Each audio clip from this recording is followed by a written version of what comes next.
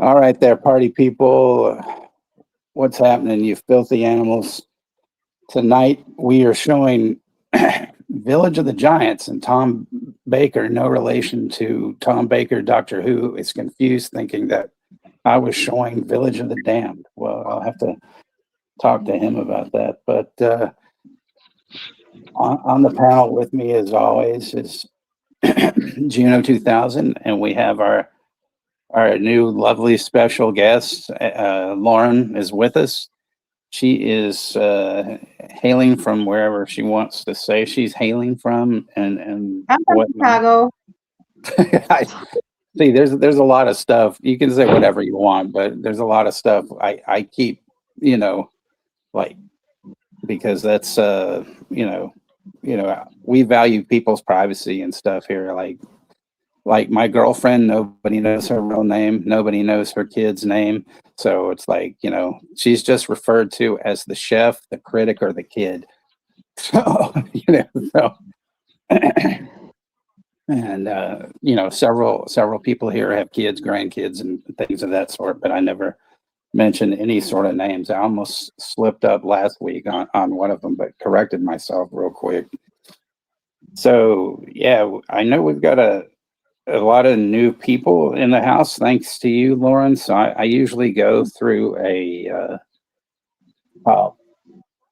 roll call. So we have, of course, the man, the myth, the legend, the goat.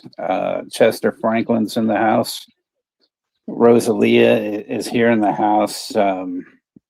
Brooke Sauce is in the house. We have Gene the Machine, and he's a new one, and then also Alan is in the house, and we have Slipknot fan 4204 as opposed to 4201 or 4203. Hey, Slipknot. So yeah, and we have Tony's in the house. Hey, Tony, and so yeah, that's who we have so far. I'm sure we will have a lot more. Ashton's probably driving his van on the way and whatnot and stuff. So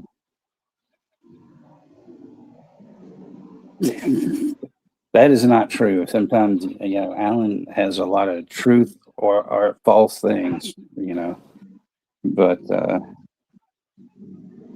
oh, okay, Tom. Well, I wasn't sure, I mean, we are showing Night Tide next week, so that should make me a proper gentleman, so.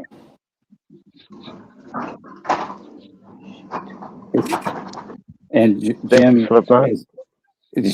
is in the house, and, he had to throw one at Kenny. I don't know if, Kenny's not with us tonight. He's in the hospital. I don't know what the reason was. I hear Jim is spreading rumors that it was a bad hoagie, so I don't know.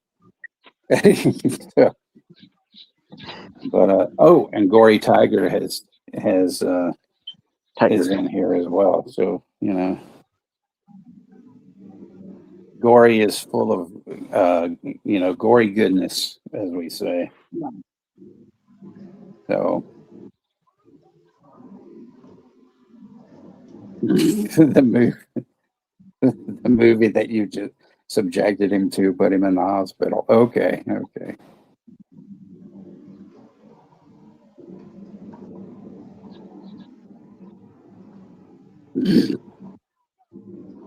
But like I said, Lauren, Rosie's our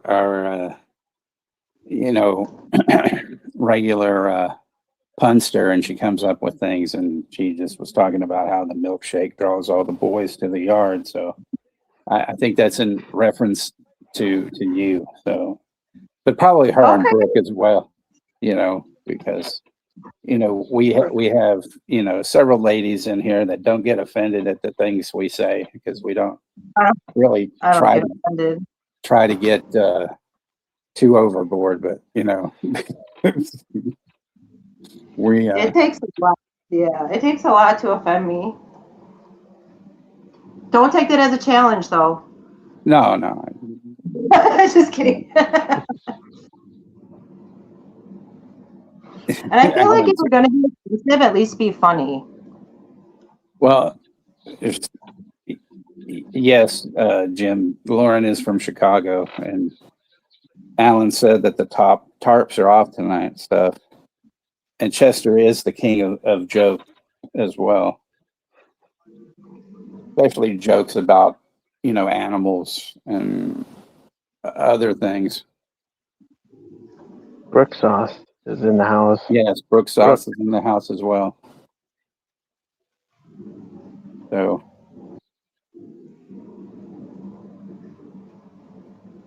tonight's film, Village of the Giants, came out the year I was born, and was put out or directed by Bert I. Gordon, who did another movie about 11 years later called Food of the Gods, which we did a stream for that. It was sometime last year. It was Rosie's Choice. And that's the thing. I will do movies that, people request, as long as it's like things that are at least not in the whole kind of, sphere of other people that do, the same sort of stuff. I try to be different and throw out obscure things and whatnot. I don't care what people like, because everybody has different opinions, but there's a lot of things, like if somebody said, hey, show Halloween Ends, it's like, no, thank you. You can, I mean, that's a poor choice, but it's just no.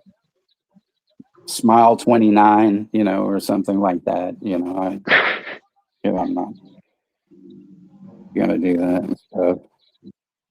And we have another Kenny Miller's in the house, 5408, as opposed to not 5407 or 5409. So welcome, Kenny, and stuff.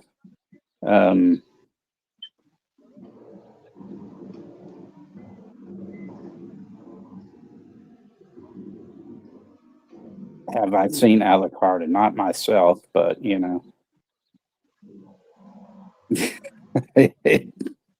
I don't even want to know what he said about Obsession, because I take it wasn't very good, in your opinion, Juno, was it? I just didn't care for the movie. Like, it just didn't do much. I'm not like kissing Grande's ass or anybody. It's my own opinion of how I didn't really care for it.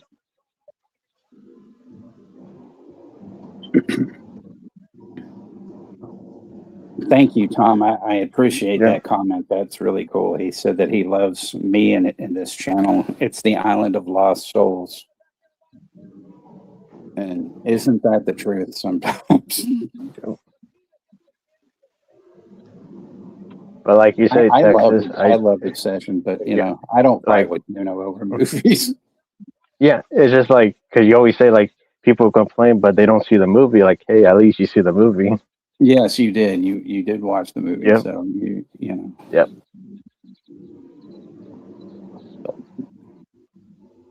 But see, you still hadn't seen you still hadn't seen Ice Cream Man, and thought that was going to be a remake. Wrong,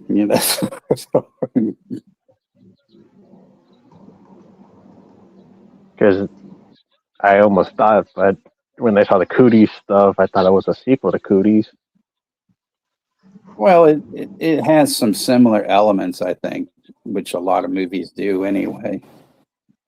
In fact, I watched Caveat last night.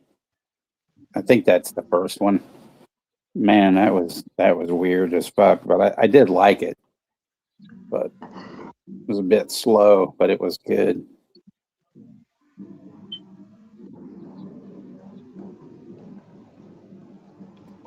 And then let's see.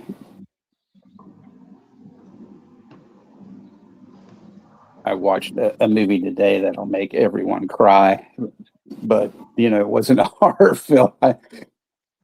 Well, actually, it could have been, because there was, some really depressing things in it.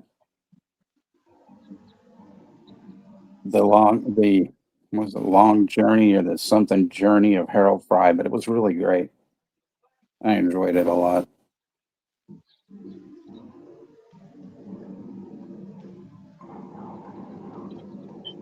That's good. But I did see Scary Movie 6. That was pretty entertaining. Well, at least you like that. I was going to be surprised if you didn't like that at all. Was it funny? It was pretty good. It had some really offense. They do go back to the first movie where they go offensive with more jokes. I missed Especially they even tackle some of the current stuff that people get offensive about. Like they tackle it to a level like really cool and entertaining. Nice. I kind of want to see it. Yep.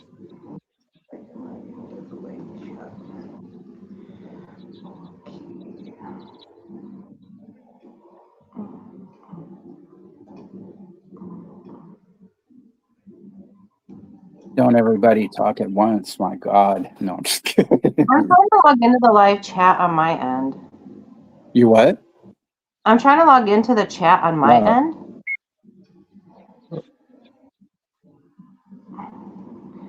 Okay. Let me see. Are you going to work for me? Come on.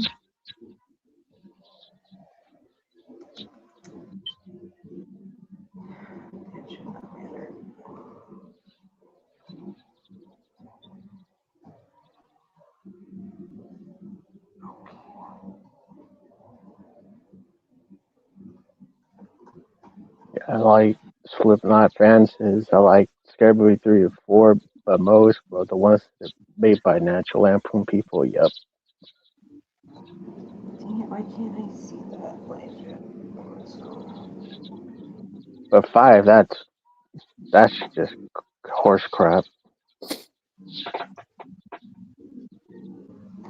And we have, Coach Joseph. He is, without a doubt in love with Danielle Harris. So most of every comment will be about Danielle Harris. So, I have nothing to do to do with that, but we all love Joseph, so it's all good. And keep doing YouTube, Joseph. Yeah.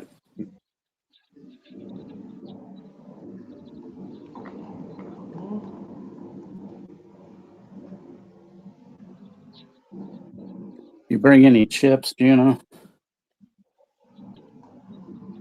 No, just a carne asada.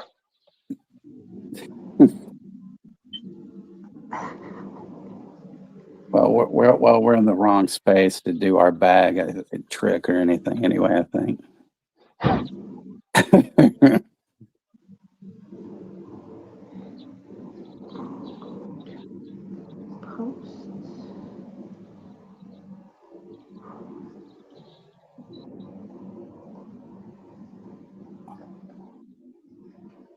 Dream Machine says the 5 I watched once, got the flu the next day. Yeah, the 5th movie was awful. I got to see that in theaters.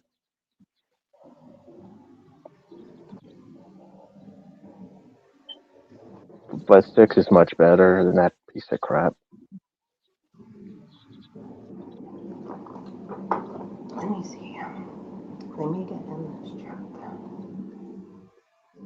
Damn, that's terrible. Watching, the movie and then getting the flu the next day. Village of the Giant Hams. That'd be actually Sorry, kind of cool. I'm just able to get into the chat. That would be kind of cool because you could have John Hamm, as the ringleader of the Hams, and then everybody goes all ham on everybody. Yeah, Porky Pig production. Candy's got a big ass bag of Cool Ranch Doritos. Those are my favorite. The Cool Ranch. Ooh, I like to put them on a sandwich, on a hoagie. Oh, here we go again. It's like that's we should always have that as like the secret word or something. Hoagie, the word of the day. Yeah, play the Pee Wee song in the background.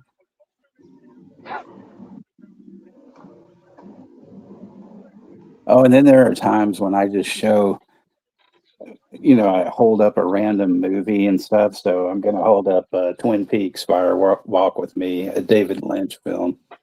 Oh, hell yeah. And then I'm going to do it in 3D. There you go.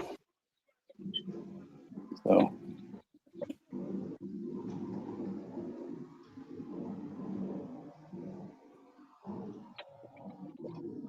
Juno, should I do the disclaimer? Yeah, the disclaimer. Okay. All right. So the producers of this film have asked me at this time to let you know that in order for a film to get an R rating, it must have violence, acts of sex, and foul language. This film has none of those. So the producers of this film at this time have asked me to say, fuck you. There we go. So then that way, we can make sure that, this is, fit for everybody, everybody's grandma, dog, cat, whatever.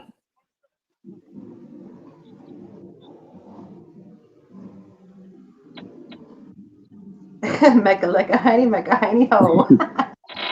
Hoagie was last week. It wasn't 2 weeks ago. Oh yeah, Hoagie was last week. That movie was crazy. I showed it to my roommate right after, and he looked at me funny, like, "Who showed you this movie?" I said, "I'm making friends, making friends, making friends and causing trouble."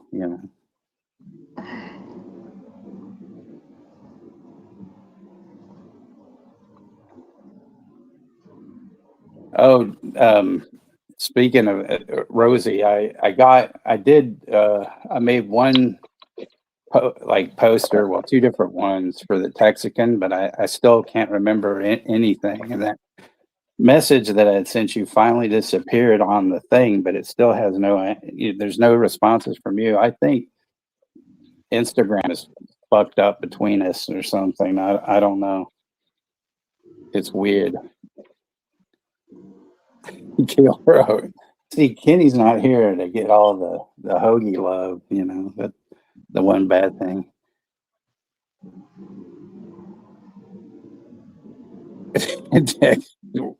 I can't even fucking pronounce that. Existentialism or something like that.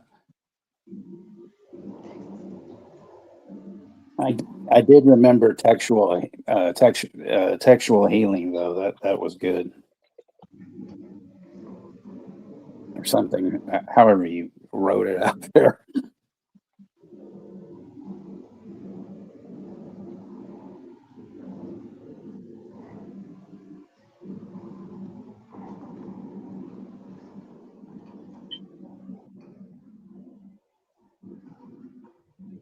That thing. Tom said something a while back that he said he had never heard of this movie. But it always seems that any movie that he doesn't even know what I've, half the things I've, that I've put out.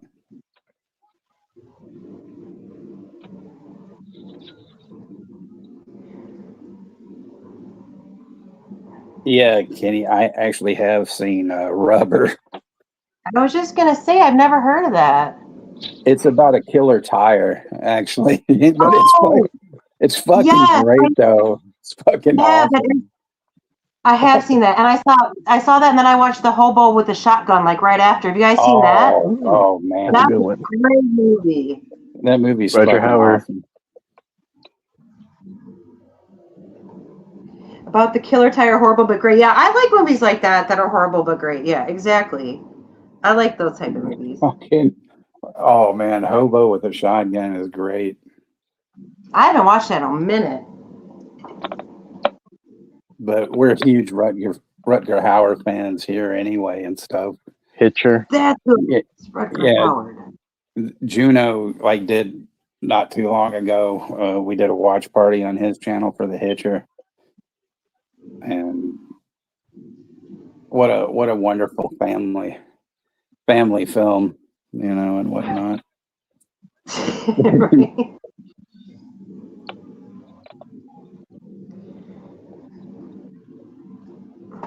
But let's see, we have about maybe 6 minutes, we'll go ahead and get this started. And the link should be pinned at the top and hanging down there at the bottom. If you guys want to get set up and stuff, and yes, the Killer Michelin Man.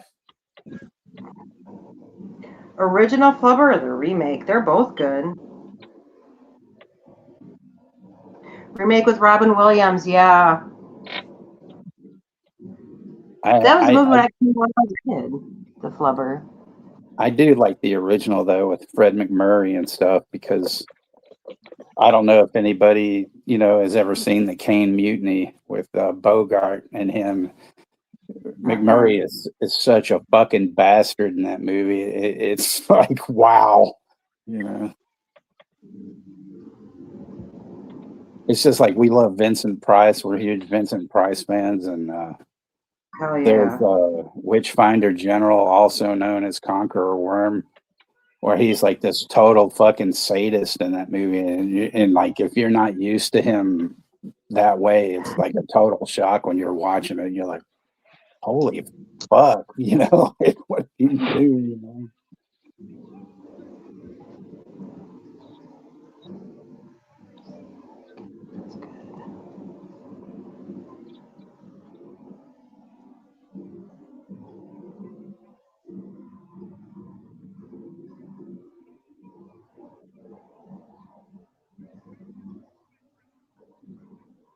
Just another random one that we show. This is one of my first ones. We did a watch party for the Tingler.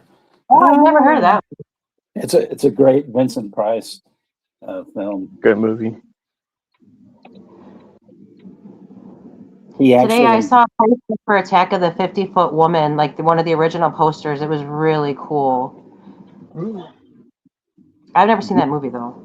Juno showed Wasp Woman last Friday, and that was great. Oh, I want to see that. Oh gosh darn it, I want to see that. Yeah, Cinema Cult Classic. That's the channel that has the Wasp Woman in like a 4K transfer. Like, really looked good in 4K or 1080p as whoever did that transfer and uploaded it. It's pretty good. Oh, that's cool. I'll have to check that out. Yeah, I want to see that. Rosie said, "Why did the tire stop working? It was retired." Yeah, there we go.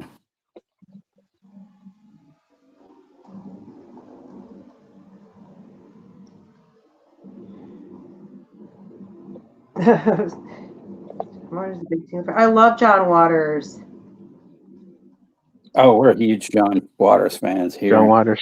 I love John. Pink Flamingos. I saw that movie when I was like 13 from an older friend. I went in fresh. I didn't know what to expect. Oh man. And the egg lady, like all of it. The egg lady, the steak, all of it. I could still quote that movie to this day, but that movie, oh my gosh. Babs, say, Babs, the Eggman, Babs, Babs. You sounded just like her. Oh my god.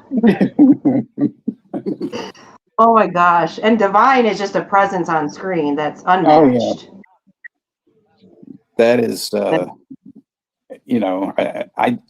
you were pretty young to see that. I didn't see it at that age, but I did see Polyester in the cinema when it came out. And then I think I saw Female Trouble after that. A friend had rented that, and we saw that. But then, there was no turning back, after those two, I like stuff like that, though. I like when people aren't afraid to just put it all out there like that. To a point. Well, yeah. I mean, there's a person, I won't say his name, but see, this is at the point sometimes since it came up that we we'll talk shit about certain people, and we were on somebody's channel actually, and this person talked over us, and then the host of the show asked me, well, what do you guys have coming up? And I was showing some films by a guy named Andy Milligan, which not a lot of people know of. And he actually, I think, to a lot of degrees, influenced Waters. But when, I mentioned Andy Milligan, this person goes, well, I don't know who that is. And I said, well, I don't expect you to, because not a lot of people do. And I didn't mean that in a condescending way. It's just people don't know who the fuck he is, So anyway, I said, yeah, I don't even remember which one we were showing that week, but when I mentioned John Waters, though, this guy goes, ew, and I just was like, that's the wrong mood, to say some shit like that. And he's like, I saw pink flamingos, and I thought it was disgusting. And I was like, well, we're never going to do a show with this motherfucker again, that's for sure. So, once you crack, you never go back. Oh my god, this chat is so funny. Gene says he saw Female Trouble when he was 10. The babysitter was not invited back. Yikes. I believe that, Gene. That's funny. What did the duck say to the waiter when the check came? Put it on my bill, please. Yeah. Once you go quack, you never go back.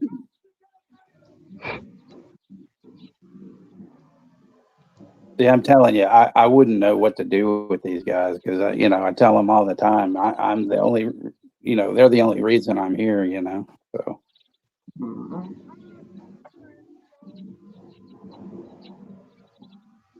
And like Juno and I, like I told you, Lauren, to some degree, we went through a lot of hell with some, things and, but, in some ways now I look at it and it was all for the better, because we didn't have anybody demanding that we do this and call us silly names because they were too afraid to do things themselves and whatnot, So, but thank you guys, tonight for coming in, Gene and Slipknot and whatnot, Slipknot and whatnot. See, they should have a band called that, like two separate bands and then be on the bill together. That would be pretty funny. Right. Carnival Cavalcade presents Marietta Little Lamb. That would be like sort of a semi-sequel to Hills Have Eyes or something like that,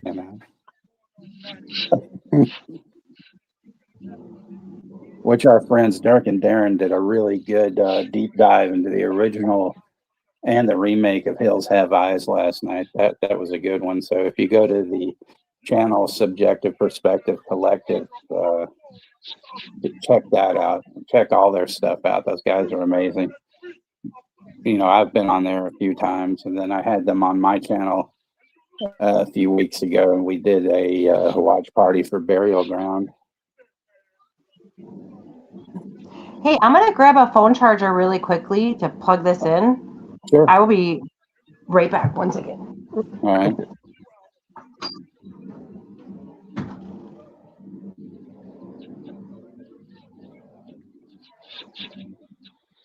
For my next trick, I'll need a gun.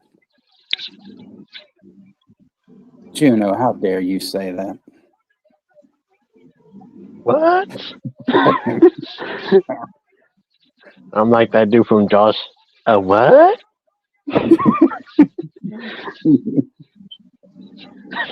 Kenny is too crazy for us, But we've got two Kennys so that's kind of cool. Yeah. Kenny and Kenny, so you can't get them mixed up like Bob and Bob. Yeah. But like even with like Bob and Bob, they're the same backwards. Bob and Bob, Bob and Bob. Right. You can't. I think that would drive people absolutely nuts. I'm Bob. I'm Bob too. But if you say my name backwards, I'm Bob. No, you're Bob. No, I'm Bob. Well, the two movies that I saw yesterday for a Saturday Scary Movie, I've still gotta watch Backrooms. Have you seen it, Texas? No. 71 sent me a link though. It was like online. She's like, I'm watching this right now, and I'm like, what are you talking about? She's like, yeah. She goes, I got this link for it. And I said, holy shit. She liked it, but I don't know. I'm just like kind of like, huh?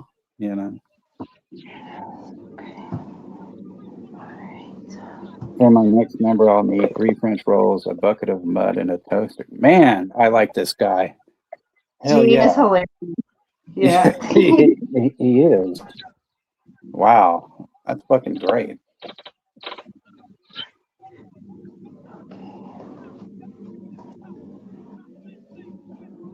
But yeah, so 4 minutes has passed between when I said we were going to get this thing going. So That was my fault too. Sorry. well, no, I'm not blaming nobody for nothing.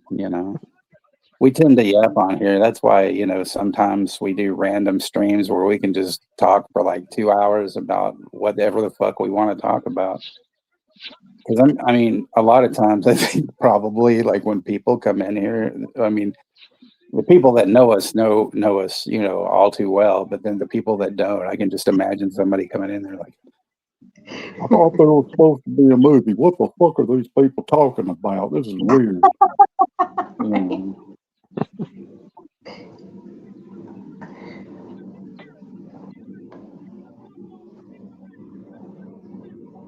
Lauren can tell you I'm a bit off the wall. Oh shit, we're all off the wall. Like I don't like doing streams by myself. So like if Juno is sick or he's got family, stuff going on with family, anybody.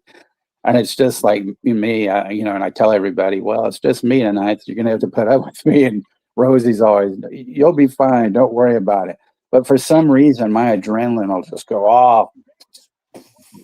And then everything just goes fucking nuts after that, And I'm like, sometimes I think, am I even here? It's like, what in the fuck am I talking about?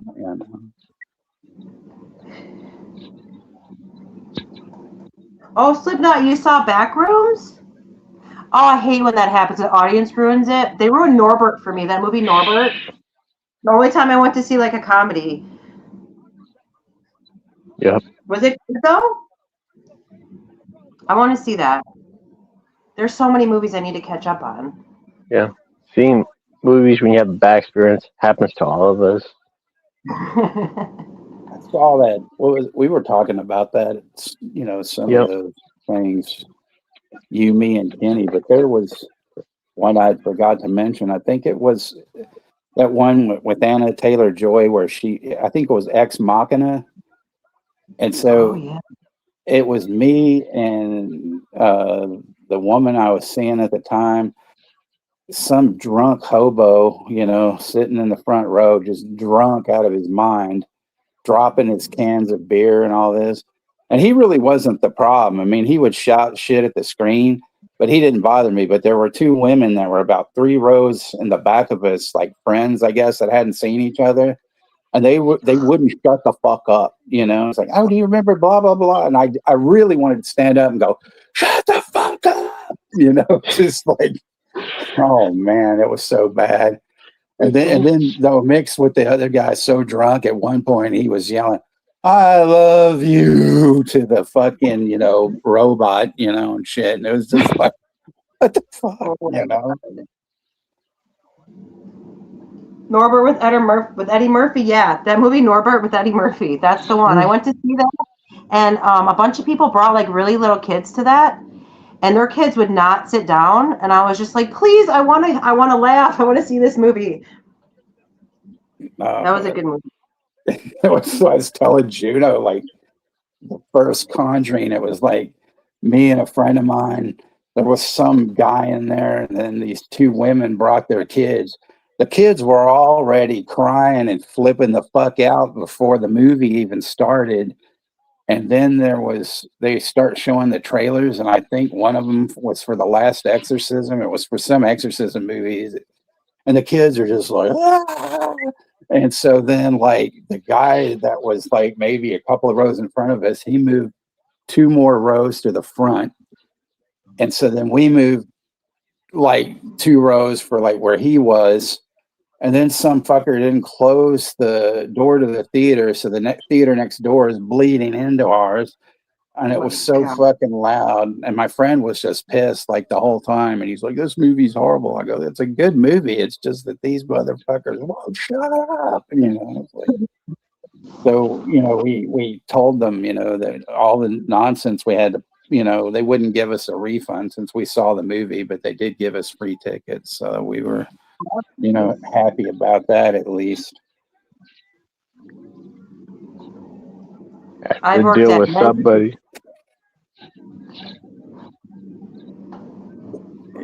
Rosie, I still haven't seen Kangaroo Jack. Got to get on that soon. No, you don't. Please, for the love of God, no. I don't care what Juno says. No.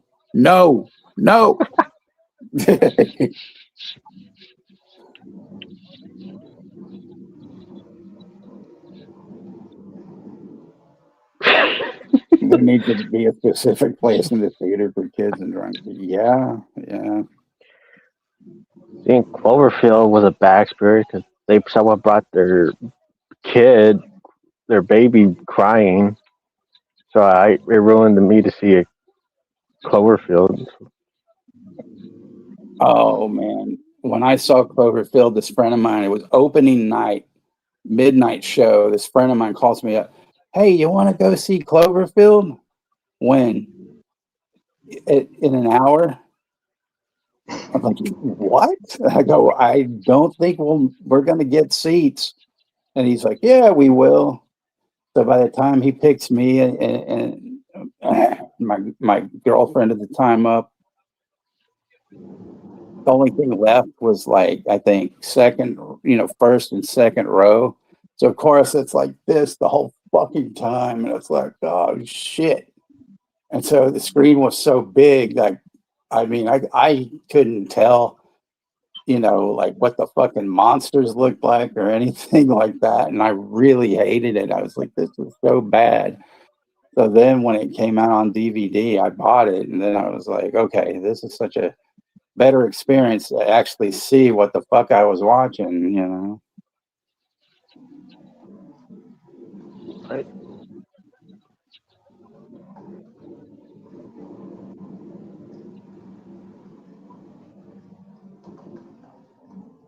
A section for the drunks there. They should just have bum fights at the theaters.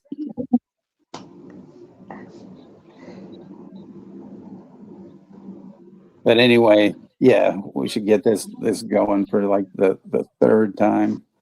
So if everybody's ready, throw your set in the air, and I will do a 10 count. And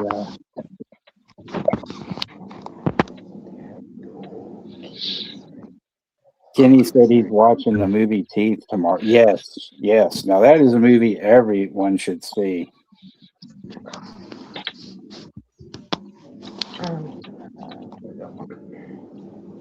What is brown, hairy, and wears sunglasses, a coconut on vacation? Yeah, I can see that. All right. So yeah, everybody get their movie set up. Let's go get a vacation. So I'm gonna start the countdown. 10, 9, 8, 7, 6, 5, quattro, trace, dos, uno. Press play, you motherfuckers. Oh, mine's loading. Right, shadows.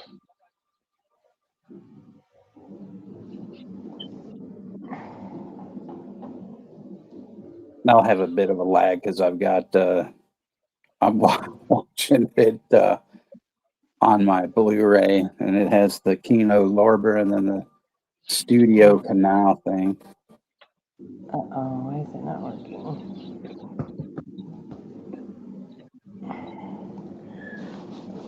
Cloverfield. Yeah, there you go. Well, Tom, you can be 30 minutes into it. It's all good. Why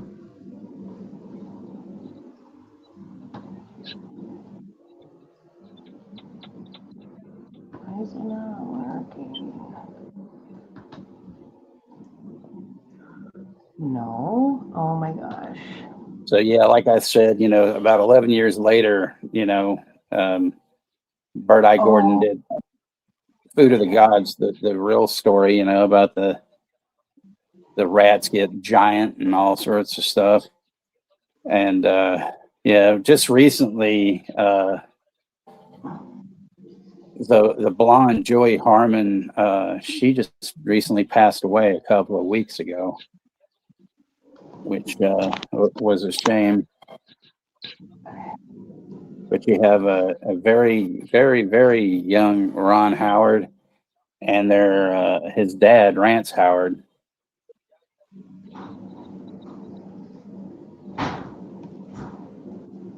You have Johnny Crawford, who played Mark from The Rifleman in it, and then Mark. Tommy Kirk from the original Mickey Mouse Club and Spin and Marty. Well, I won't go into the whole Tommy Kirk thing, though. Okay. Everybody can just Google that.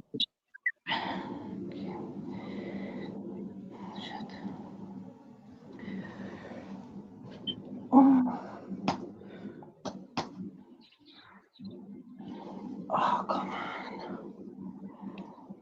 on. Produced and directed by Juno 2000. Right.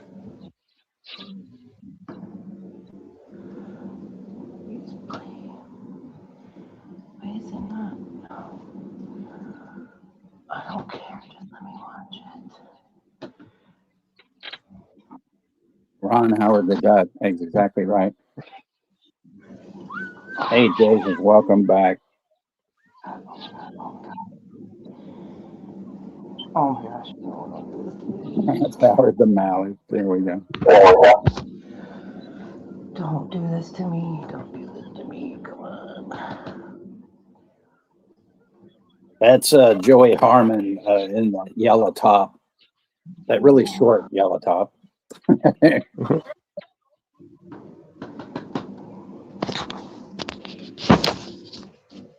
I'm sorry. I gotta log out really quick and then log back in.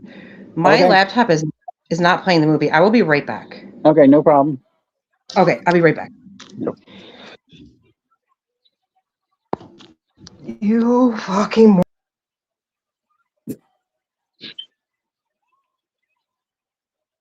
Welcome back, Joseph. Joseph came back in. See, these juvenile delinquents, the free hippies, stuff.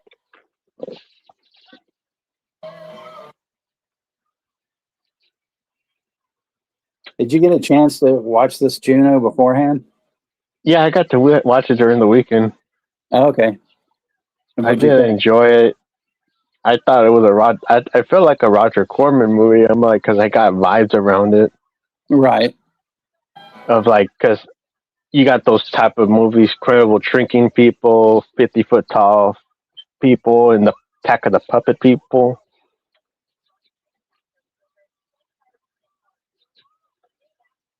I was getting vibes of those kind of movies. Did you ever see the Attack of the Puppet People? A long, long time ago. Yep. Oh, cannot forget the Colossal Man. Go ahead. Free mud for everyone, says Tom. Instead of free love, yeah, it's free mud for everyone.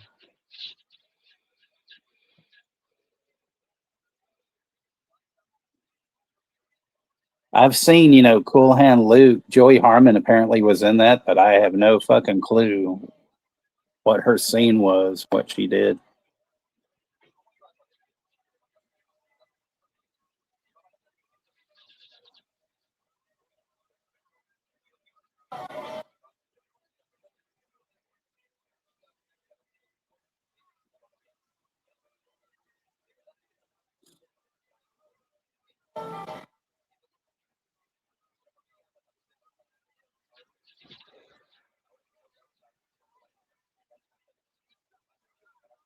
Juno, in the very back, pink sweater, torpedo warning. Torpedo warning. That's all you gotta say. Yeah, torpedo warning, brother. Torpedo warning.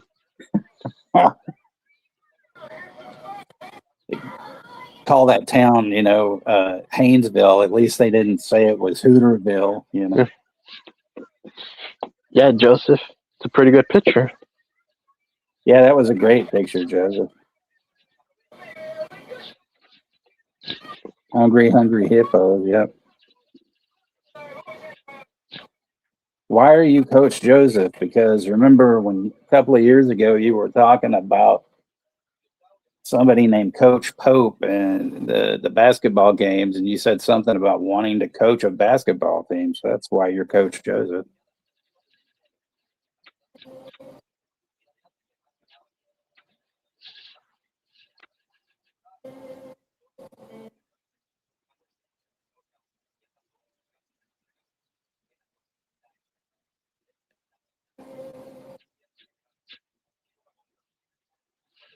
There's one of the pre-Benjis,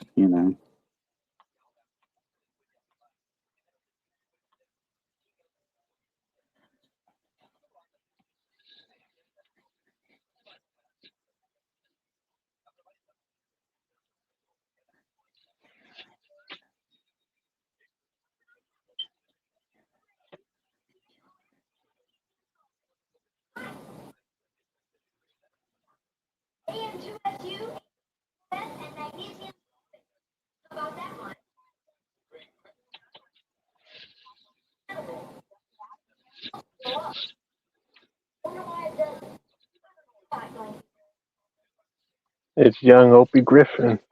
Yeah.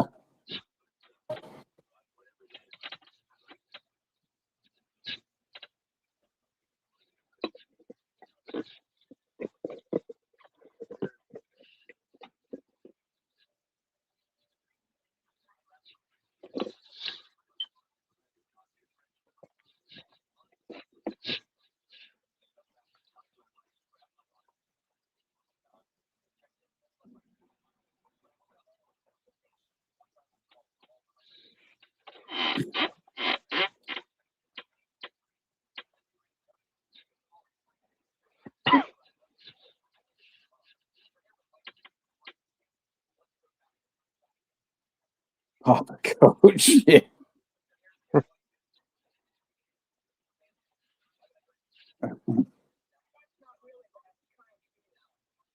Oh yeah, because I tuned out early. So did P. Rich make it home, or did he get killed or anything the other night, guys? The ones that were watching.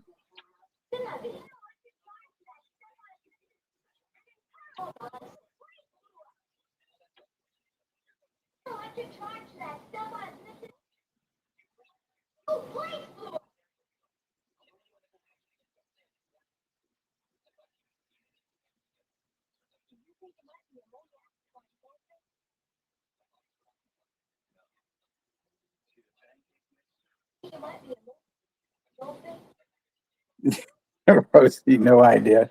I left. I left when he was talking to that ex-member of ZZ Top and about saying he goes, "Hey, come on, let's go play some slots."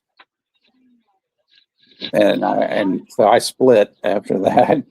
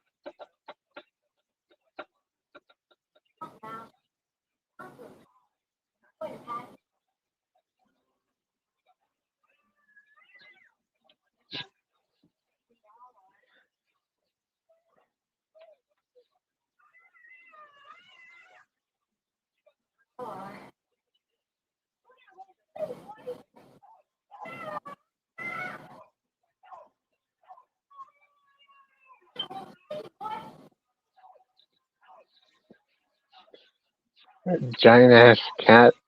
I know.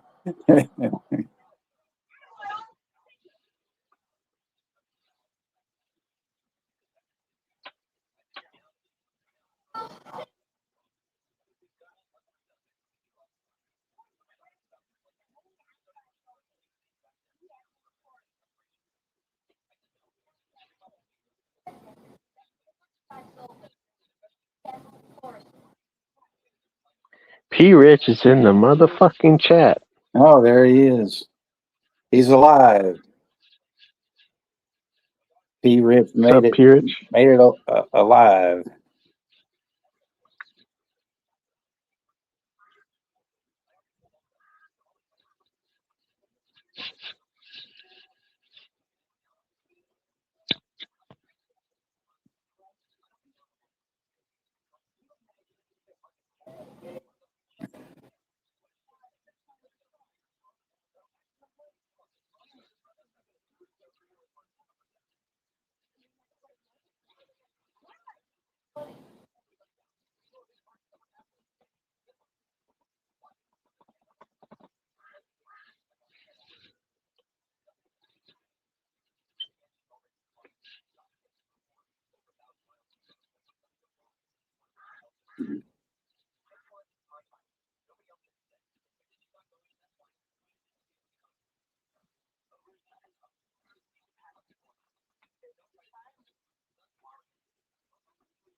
Yeah, that dog's no joke. He's like, fuck this. I'm gonna eat some of this stuff too.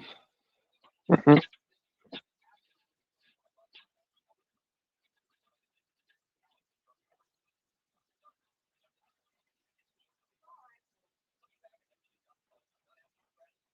Glad you made it back alive, P. Mhm.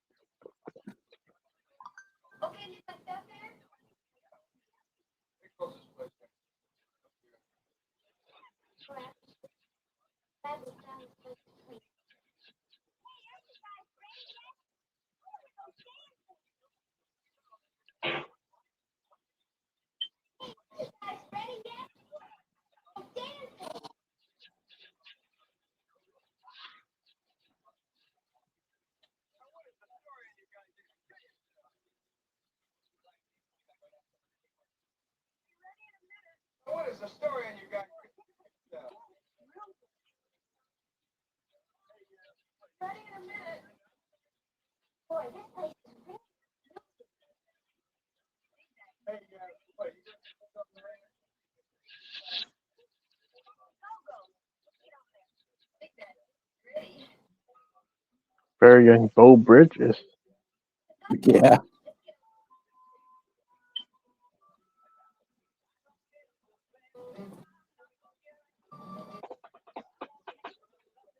I knew a guy, Juno, that actually played drums for the Beau Brummels, but Mhm.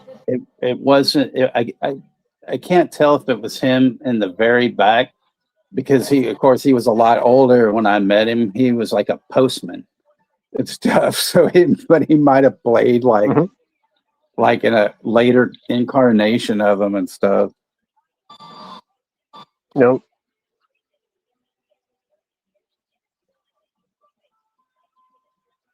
And there's Toni Basil doing her go-go dancing thing, you know, the one responsible for that song Mickey back in the 80s.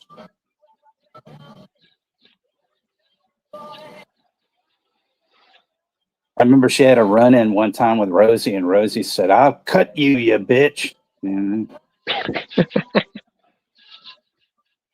Rosie won't take any shit from anybody. Oh, I didn't know that, Alan.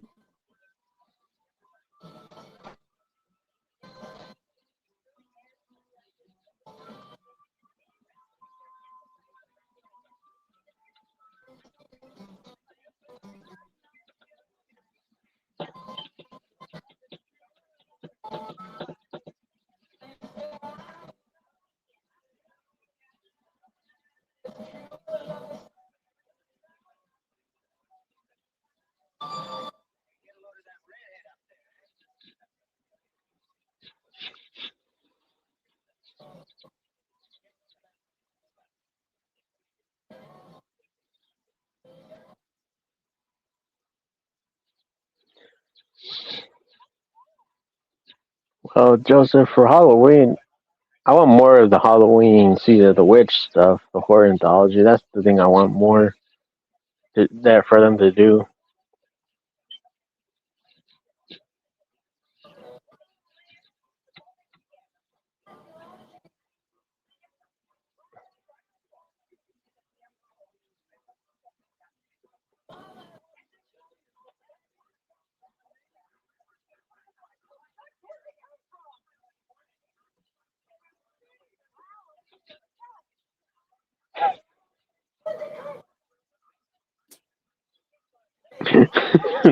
Those giant ducks look like they're screwing each other. They're just dancing to the music, So It's just the motion looks funny because it looks like one's pounding on their right. backside. Beau Bridges wishes he was pounding something. I mean, what?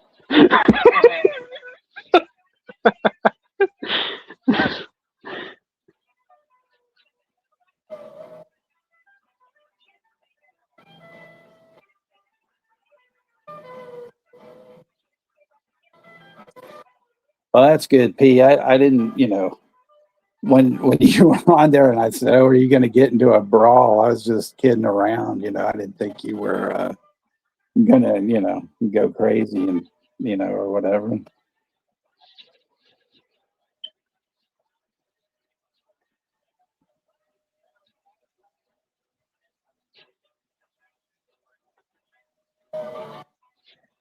Yeah, Gene. I mean, I can tell. I could tell that. Why your dad thought maybe they were British, and stuff.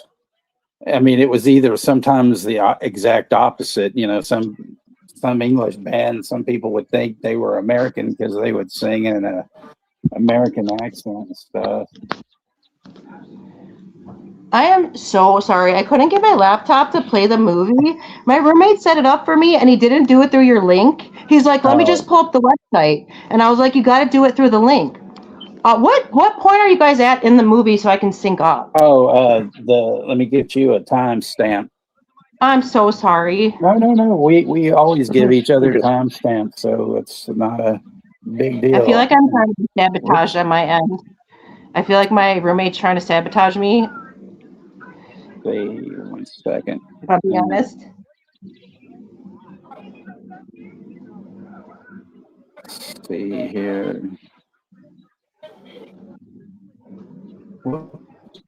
I just cut my movie off. There we go.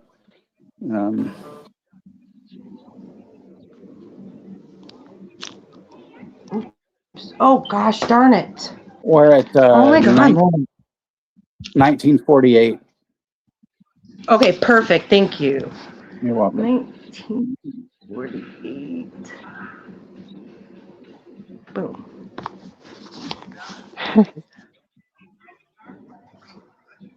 Tickle me, emo, and hello, Rosie.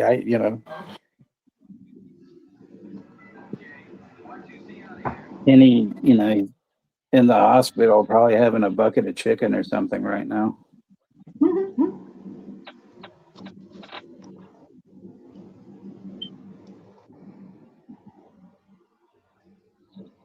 Aww.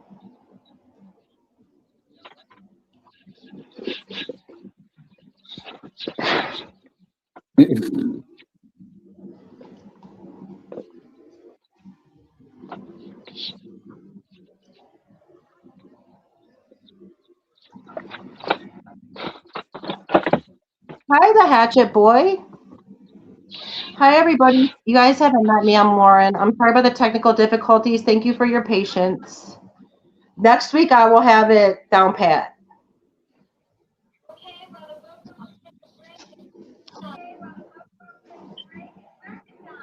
Toni Basil. I love Toni Basil. Yeah, I like her better than Tony Garlic.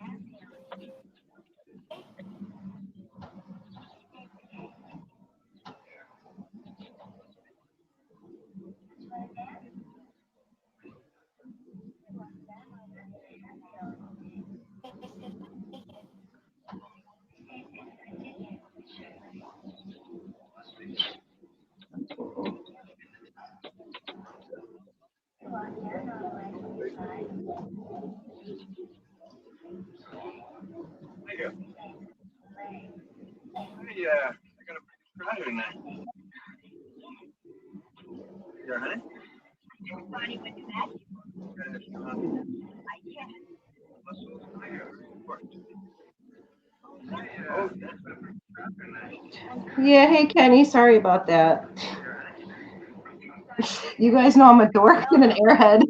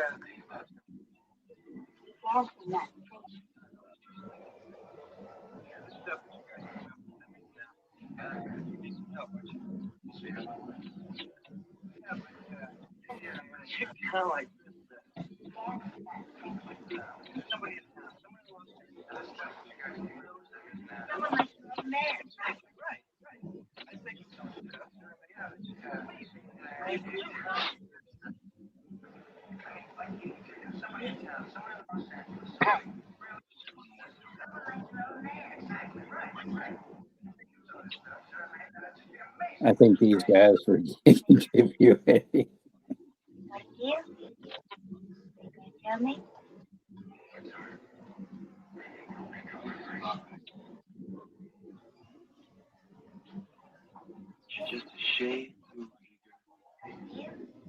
Chester, what did the reporter say to the ice cream? What's the scoop? That's cute.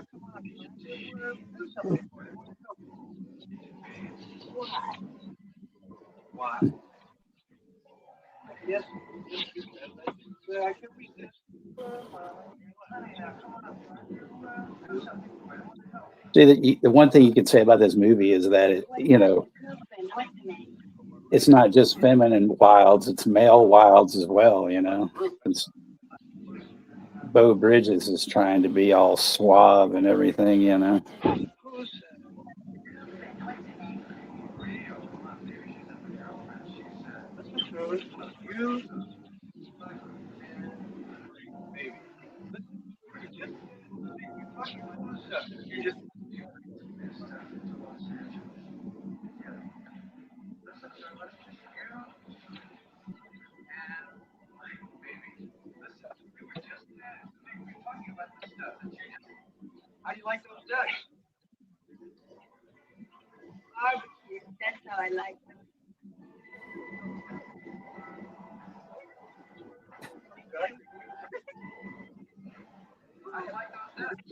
And then there's our first appearance of Johnny Crawford with Tony Basil. Yeah, it looks pretty good. What a barbecued giant duck.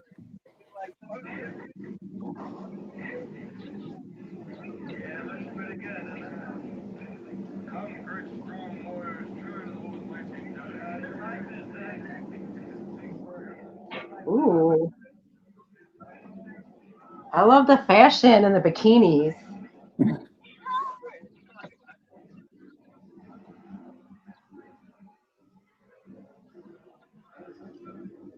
I'm sure she was responsible for like all the choreography and stuff.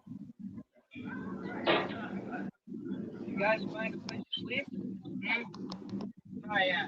We're camping out the old theater. Get a place with any, I guess. You guys find a place to sleep? Oh, yeah. We're camping out the old theater. Get a place with any, I guess. You know what we're doing? Making it.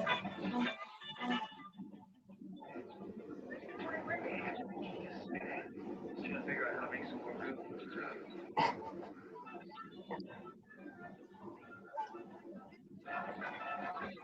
Tony Basil pesto. That's clever.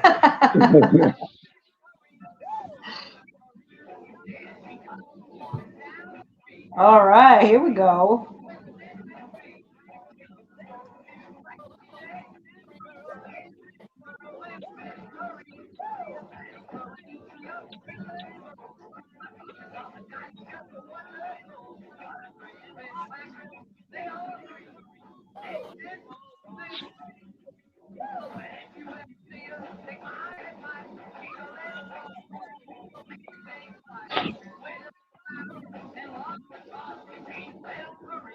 Juno, were you dancing around your room when the music stuff came on? Oh yeah. Johnny Crawford with that duck wing. That's hilarious. A giant ass meat.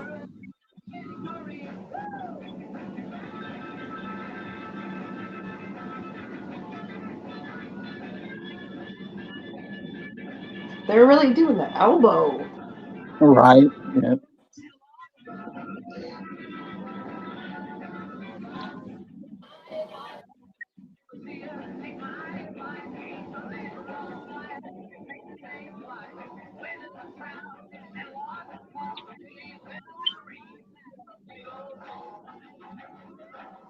It was funny. They were probably trying to compete with, like, the Frankie Avalon and Annette Funicello beach movies. It's like, oh, we'll throw a little science fiction in there as well, but we'll throw in some musical groups and stuff.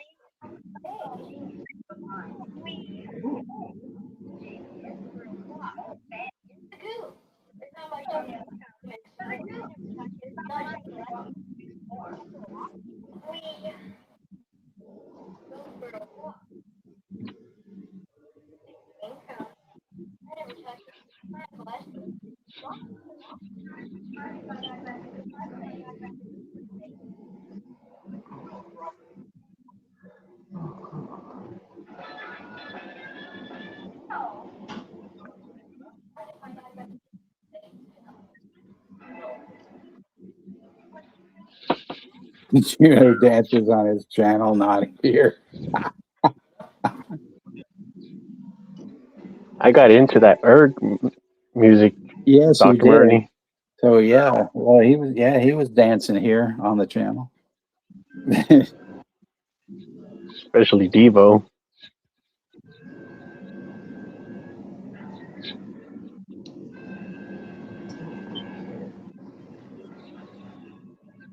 Ooh.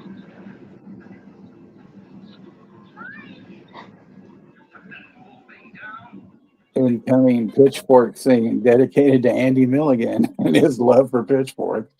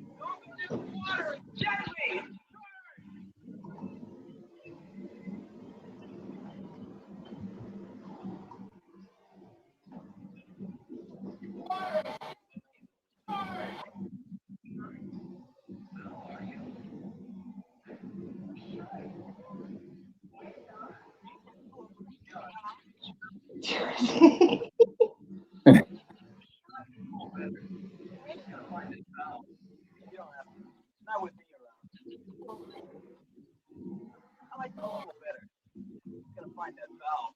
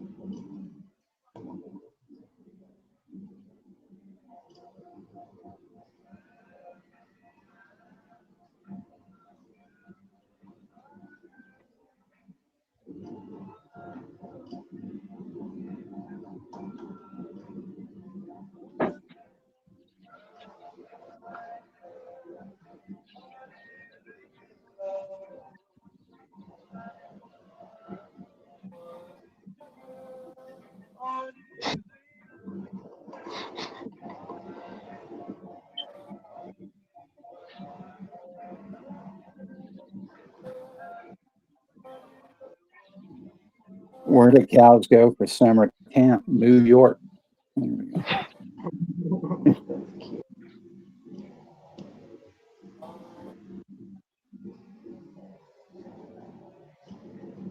Johnny Crawford looked so bored. I think, I think he had an album out when he was a kid because most of those teen idols always did that shit. He probably, man, I should be fucking singing in this damn movie.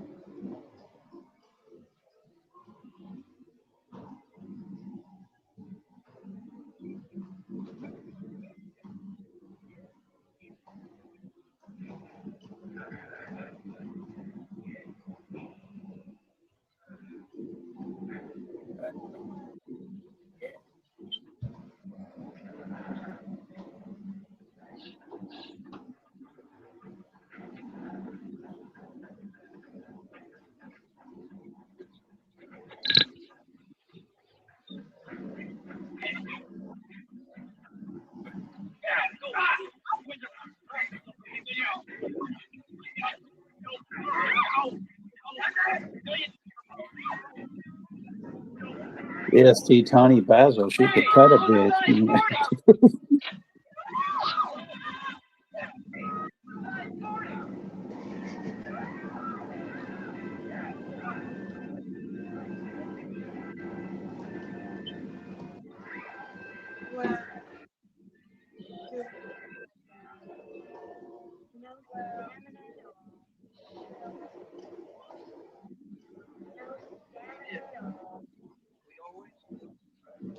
Hey, Johnny.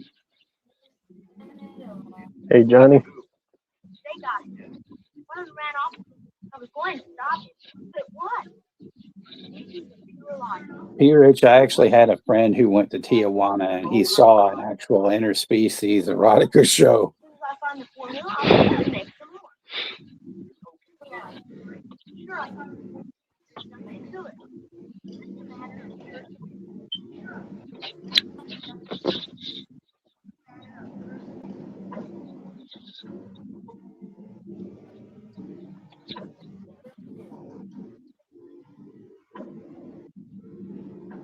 And there was like. And then there was like. Oh, well, last it was a pretty good run. If I get hurt,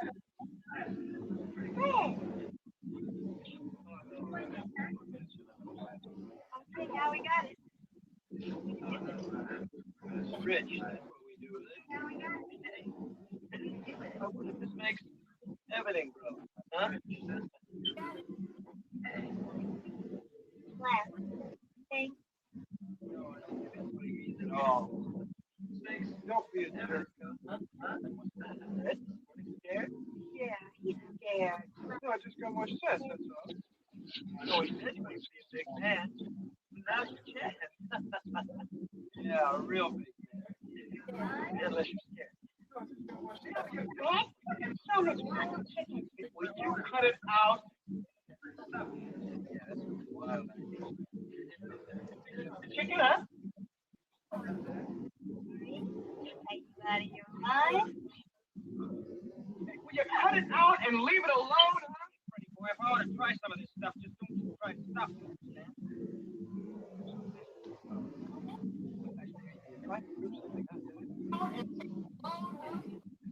Trying to prove your own talk.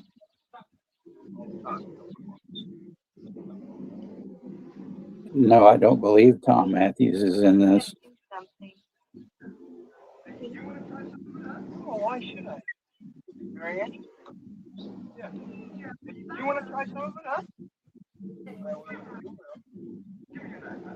You're on the spot, lover. No. Give me a knife.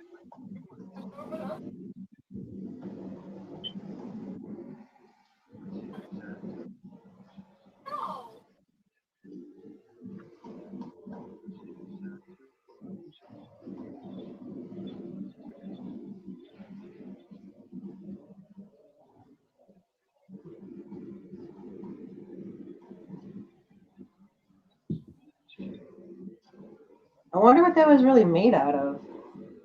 That looks weird. It's Help me out. probably something really horrible tasting. Well, come on, take it. Now, nobody chickens out, all right? Dave Matthews Band. There we go. Shave Matthews Band.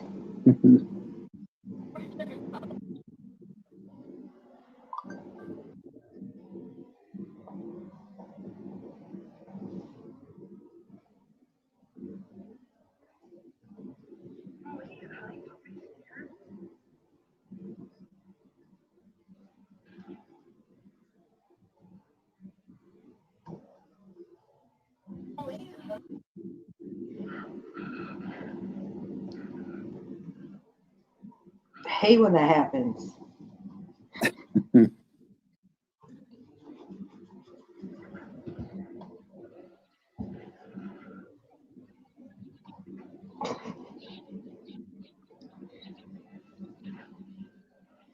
Whoa.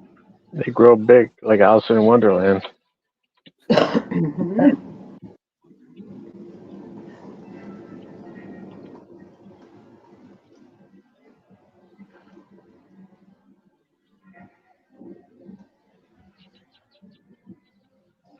Orgy time. They were just looking at each other.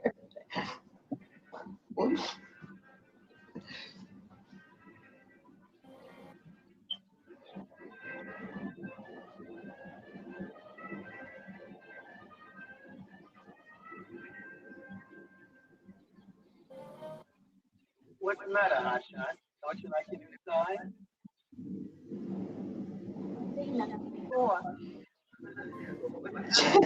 Jungle.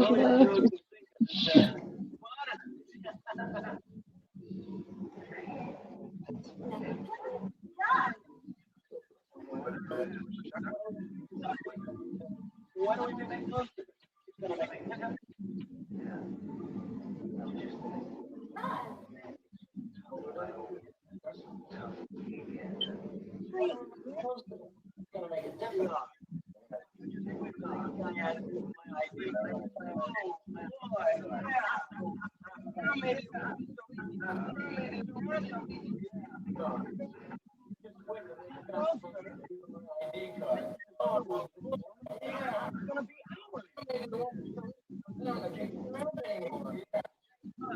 Come on, let's split.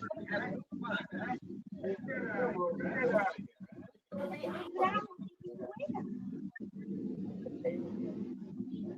Come on, let's be like it. The one guy that got caught in the bear trap, he looked familiar to me, but I was thinking he was somebody else, but it turned out that he's Tim Rooney, Mickey Rooney's son.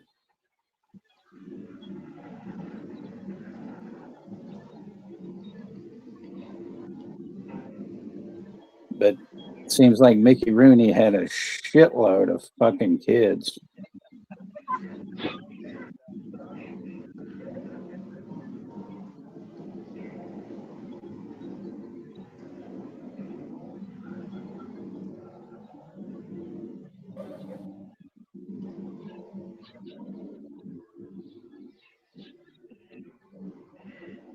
Hey, now what happened to the music? Let's wail. Hey, now what? The music. Wail.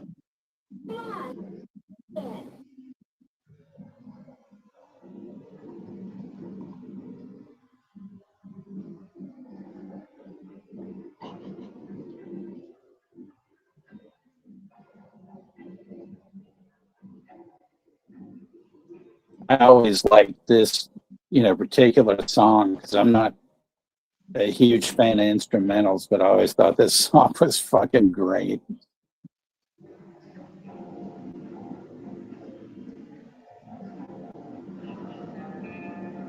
I love the costumes.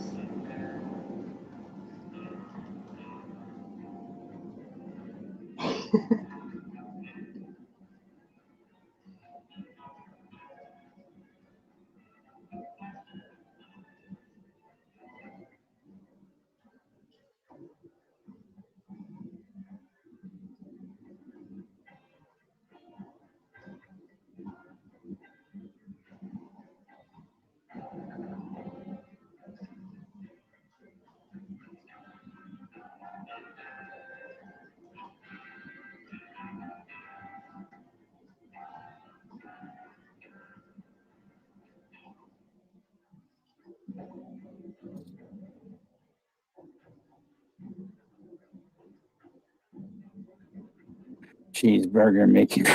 Ah,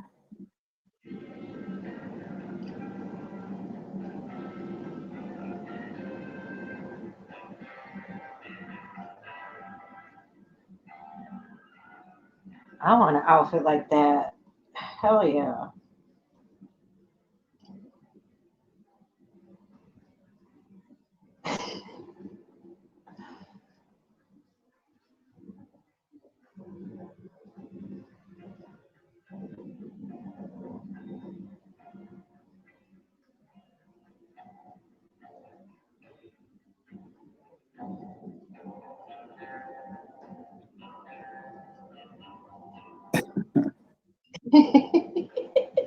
I wonder how much they smoked before they filmed this.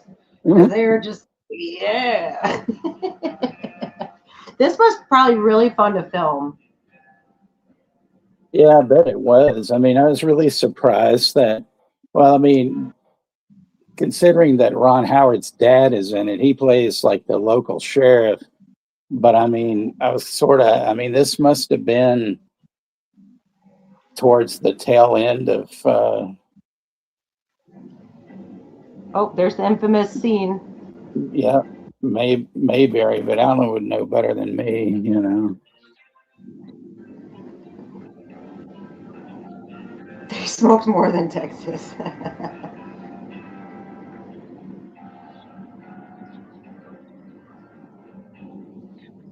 They're making Mark having the Homelander treatment.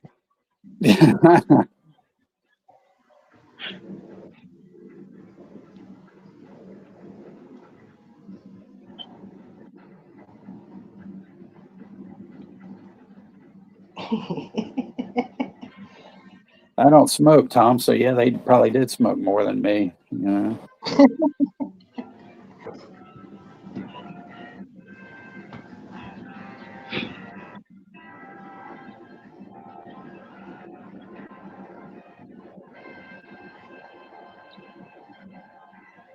Greg, tell her to put him down. Tell her to put him down.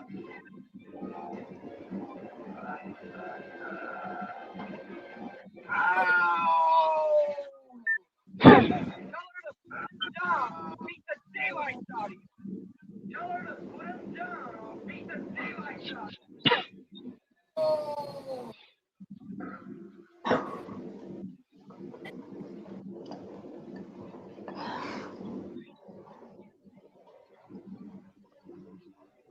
It's funny how they built those synthetic legs, you know, all that shit. Now, well, let's cut it out, huh?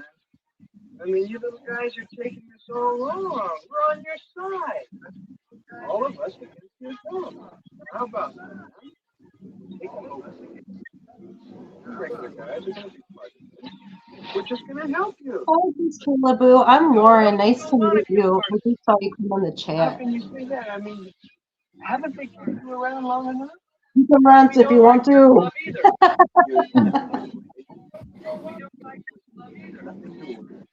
Because when we've taken them, man, well, I'm already worried. I'm worried about how funny you really are. Hey, Kayla, how are you doing? Good to see you. Hey, man, this guy's a lousy rebel. Hey there, Caleb. Like it. We're just going to have to show you what's good. Rosie, you can rant if you want to. What do you call a well-balanced horse? Stable. That's a good one.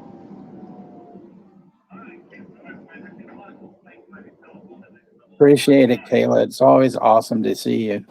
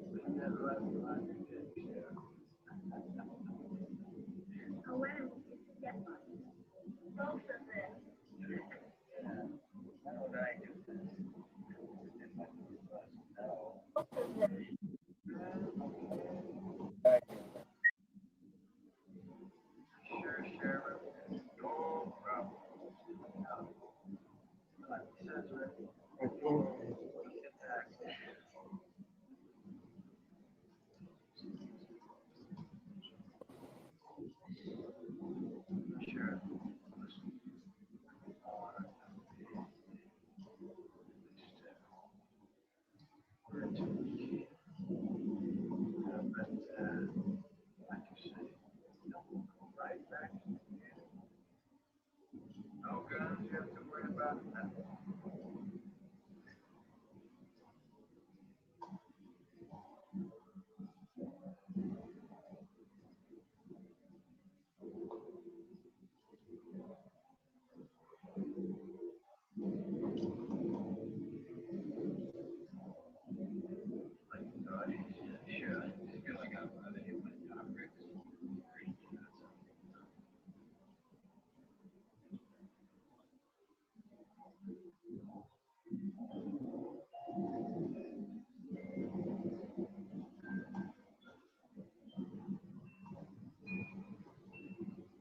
I just sleep on it. Get a good rest?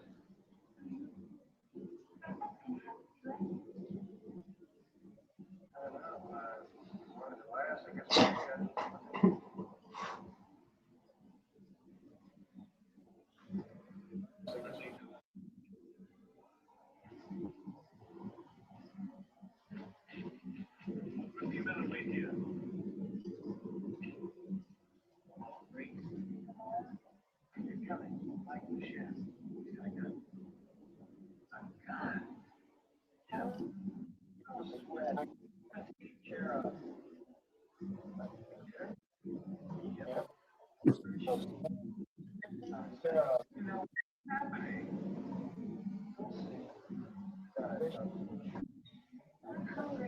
What is happening?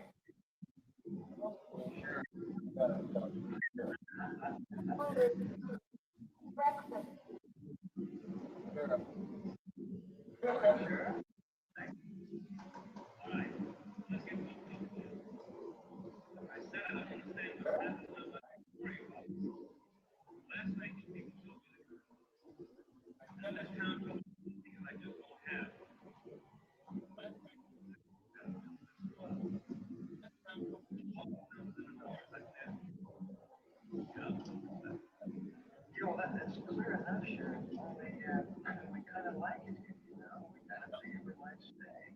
You know, that's clear enough, Sheriff. Only, we kind of like it here, you know.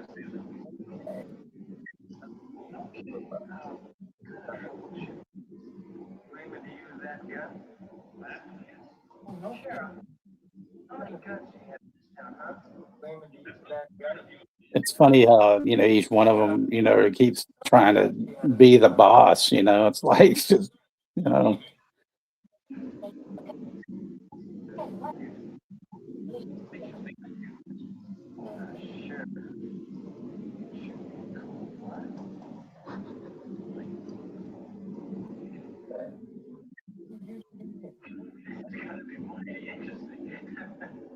How was your daughter when you left her this morning, Sheriff?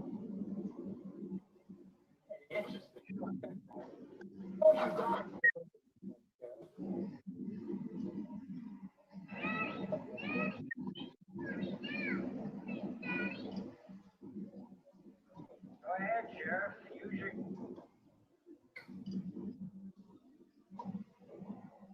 Go ahead, Sheriff. Use your gun. Come me down. She might get this little brat of yours. She might get this loud screaming little brat of yours. Or do you? That's a bad idea. That's not such a bad idea.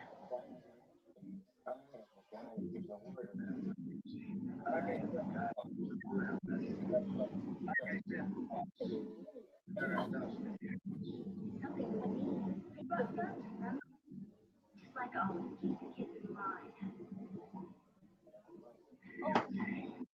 Don't worry. Nobody's gonna hurt. Don't worry. Nobody's gonna hurt. As long as the sheriff is gonna play ball with us. All right.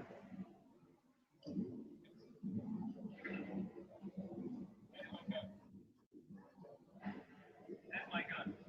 Sure you know what you're doing? Are you sure you know what you're doing? Look down now.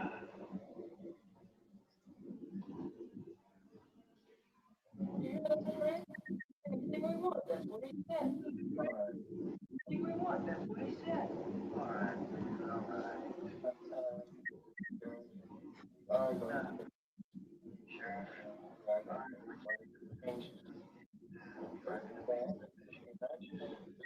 First of all, it's going to be a 9 o'clock curfew. Don't have freedom, just as on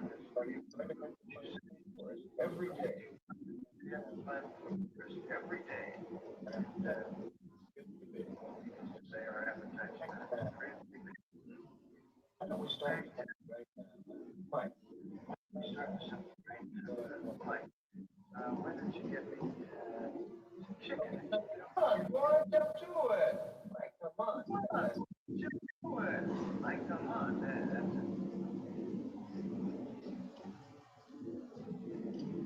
Now, Rick. Now, Rick. Gary, now you guys know what you got all of that. I've got telephones, radios, everything you do, right? Radios, everything you see, right?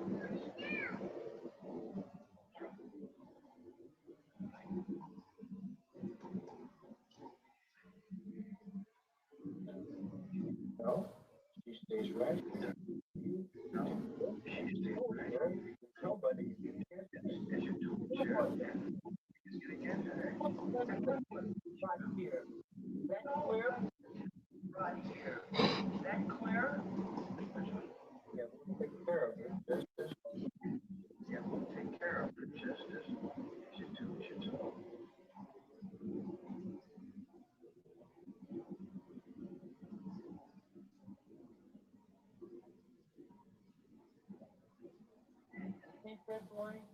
Politics is a little fluffy. Politics is a little fluffy. We're really going to take over this town.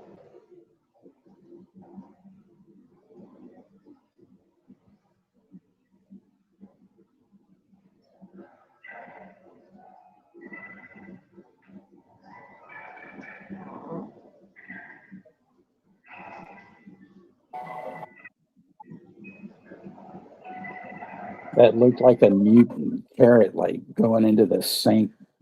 Like, what the hell? Remember, try that again sometime.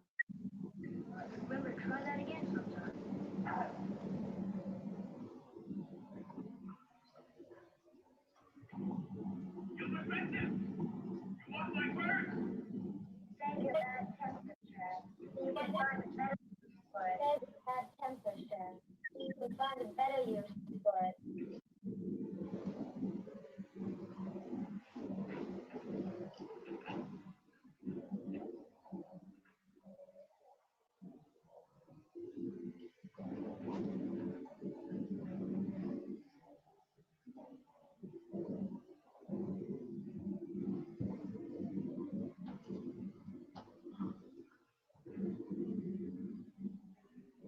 Mike, you are amazing. Mike, you are amazing.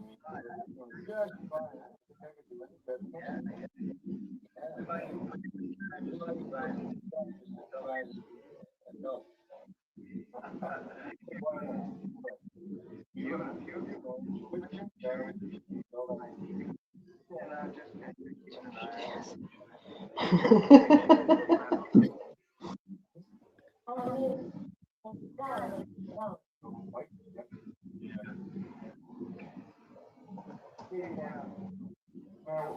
What are you just saying? All right.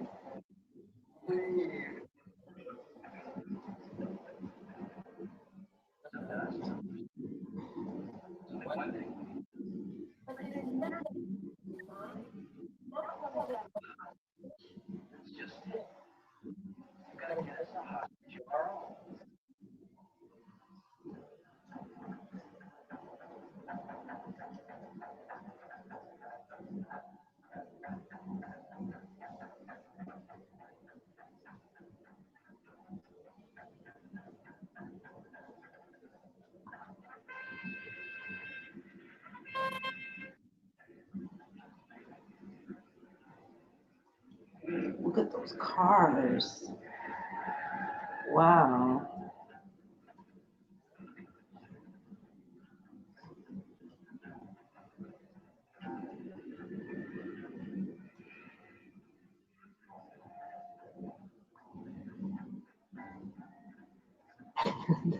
Like,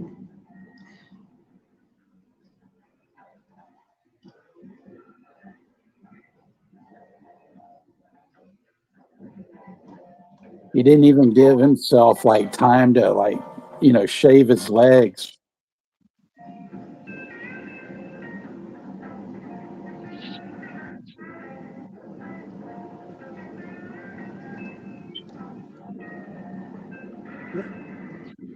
Looking like Albert.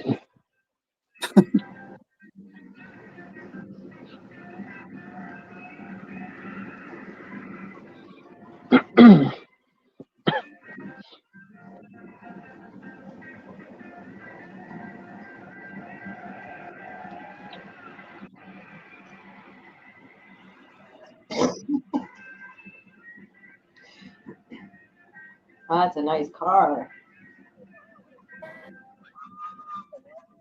Look at that. They should have like, made like a giant fly swatter or something,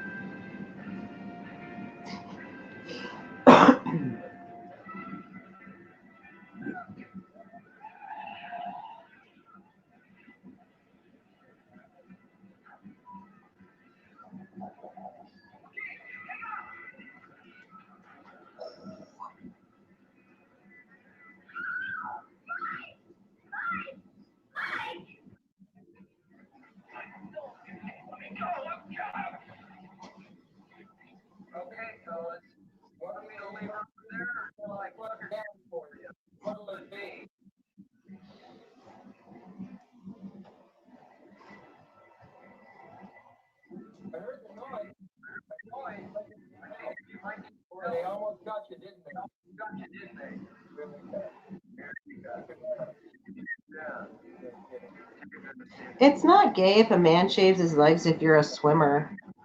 If you're like a professional swimmer. Other than that, if you're just shaving it, that's a little sus. She says half gay. That is half gay.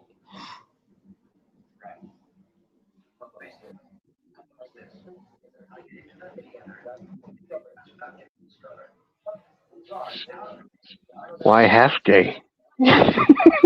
Well, Oh, Scary Movie 6.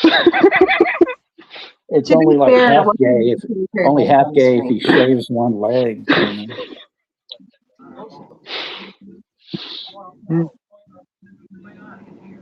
If you're a good swimmer. Oh, you made me snort.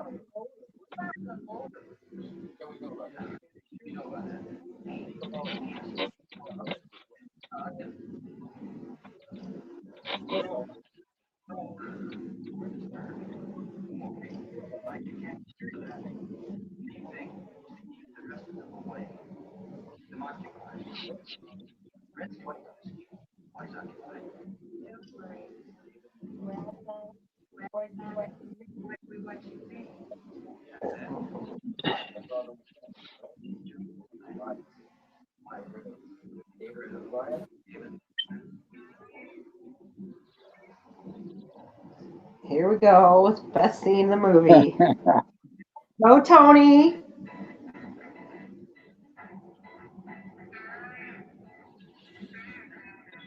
Oh, I want that outfit too.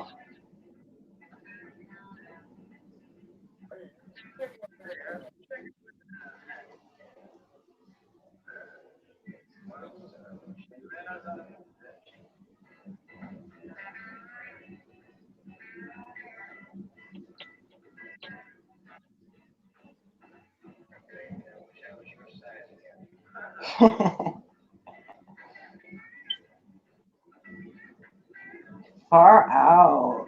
They could steal all those chicken bones and then make arrows out of them and stuff. Oh, there you go. Get one of them right in the eye, and I can't see. I'm such a ridiculous person.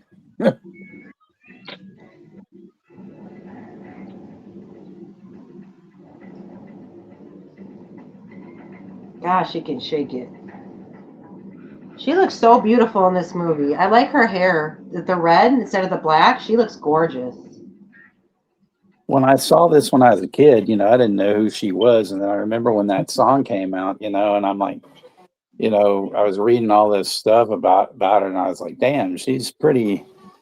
Not that she was old, but I was like, man, she's not, as young as she looks, and stuff. It was like, She did all the choreography for this movie too. right. She's got to be 80. If she's alive, she's got to be 80. Yeah, she's still alive. I know that. See. I love Toni Kirk. Well, it was great seeing you. Oh, Kenny, thank you so much for stopping by. It's always a pleasure to see you, dude. Have a great night. Take care, Kenny. It was good seeing you, and I hope you come back and stuff.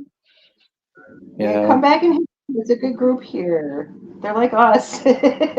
Usually every Tuesday nights, and then Juno will do stuff on his channel on Friday nights.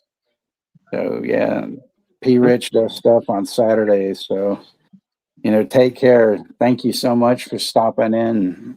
Thank you so much.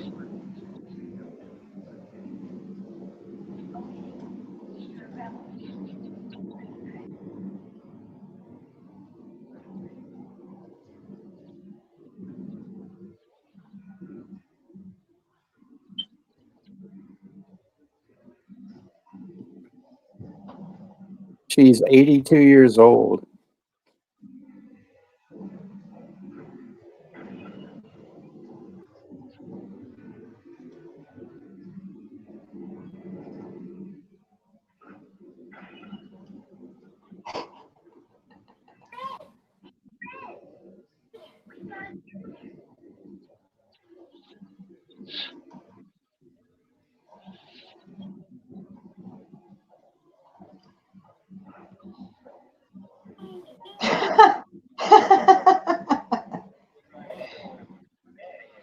He said, Captain Crunch, Tony the Tiger, and the Tricks Rabbit were found dead recently. The police concluded that this was the work of a serial killer. Now I want a bowl of cereal. Cereal with milk? Oh, heck yeah.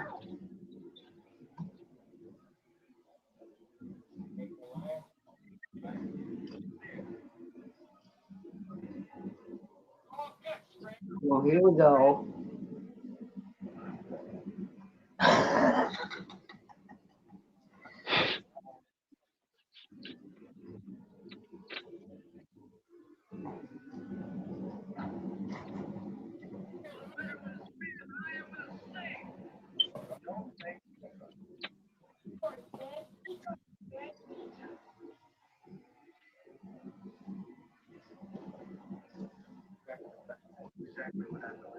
Hi, Anthony. Nice to meet you.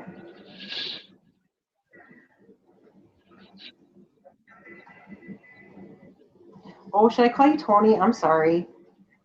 I went by the name on the screen. If I ever call anybody by the wrong name, feel free to correct me. I just read the screen names.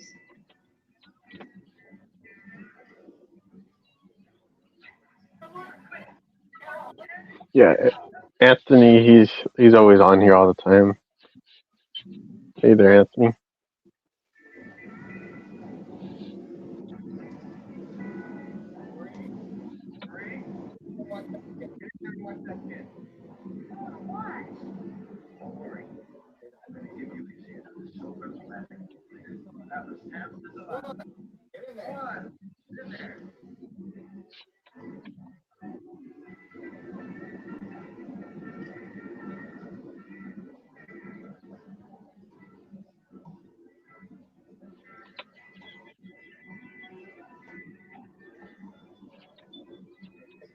Subscribe.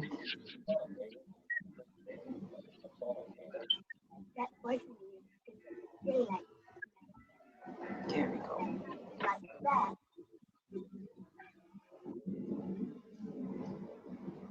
That voice is really like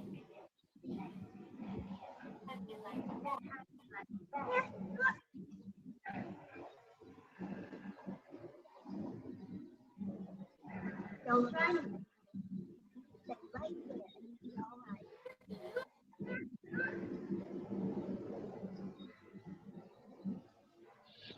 Don't try to be all right.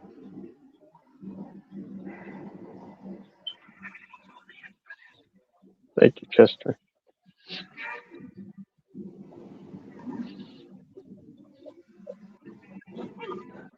Oh, I subscribed to that one too. He's going to need both hands for it.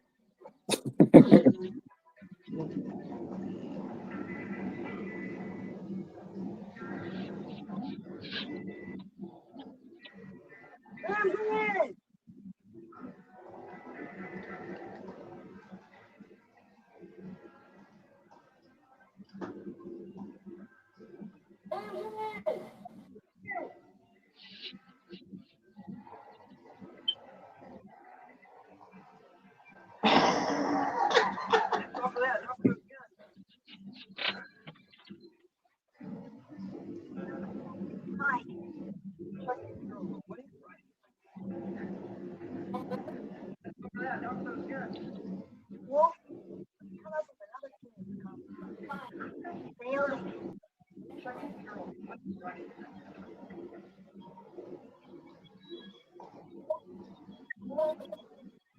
Hey, don't do that. Keep away.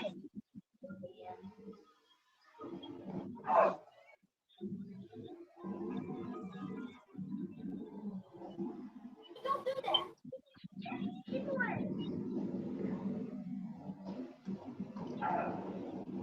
Work on me.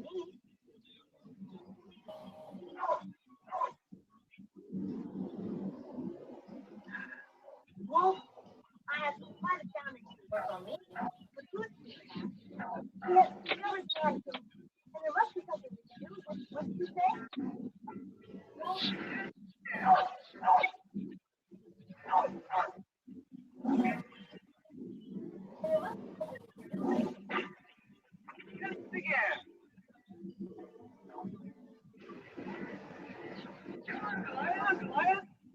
Oh, nice to meet you, Russell. Nice to meet everybody, and thanks you guys for including me and being nice and stuff. I really appreciate it.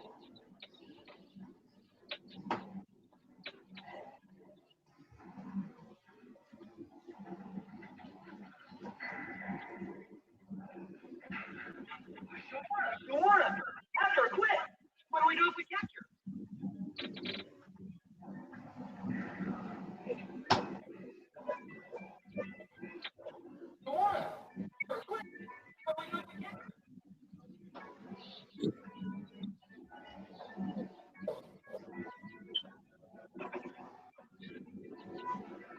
Whoop.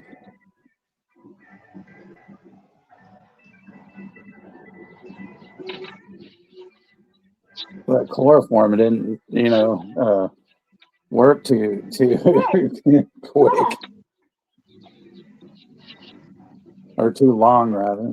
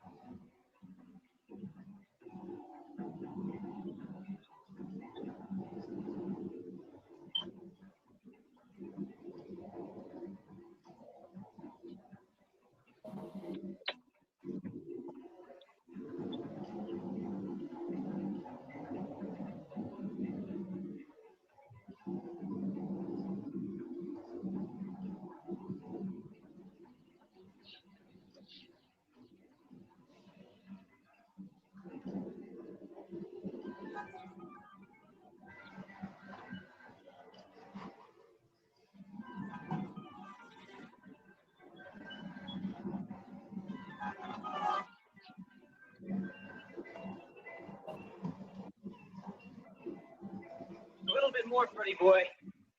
Yeah, that's right. Just a little bit more. Like that quiet.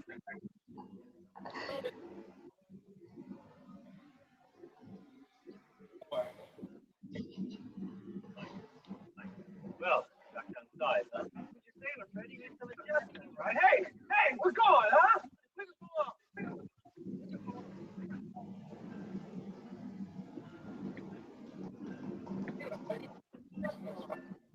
We're going, huh?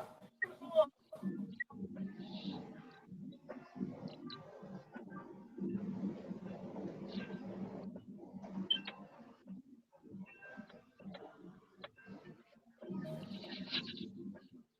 Hey, Mr. Dan. What's up, Mr. Dan?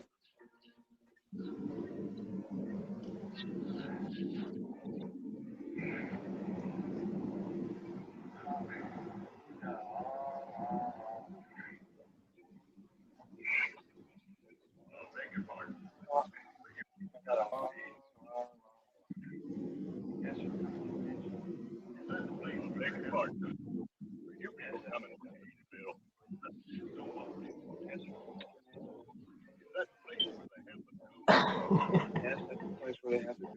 Thank you so much.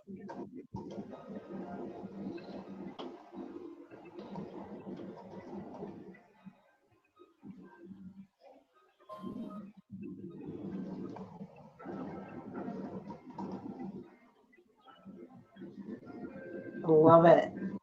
Love it.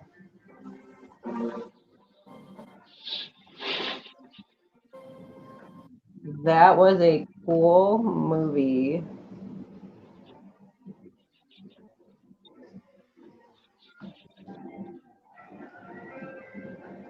I heard somewhere that the opening song of this movie is the same opening song in Death Proof. Yeah, it could be. Yeah. I don't know if that's true, but I heard that today. That was a good guess on that in the theater, Death Proof. Yeah, it's a really good one. People are so divided between those two movies, between that and the fuck. I see my Alzheimer's always kicks in and I can't remember what the other one is. I know what you're talking about. I can't think of it either, though. I mean, it was okay. It was an okay movie. I saw it in the cinema. How old is this movie? This is from 1965. Yeah, the year I was born, so yay.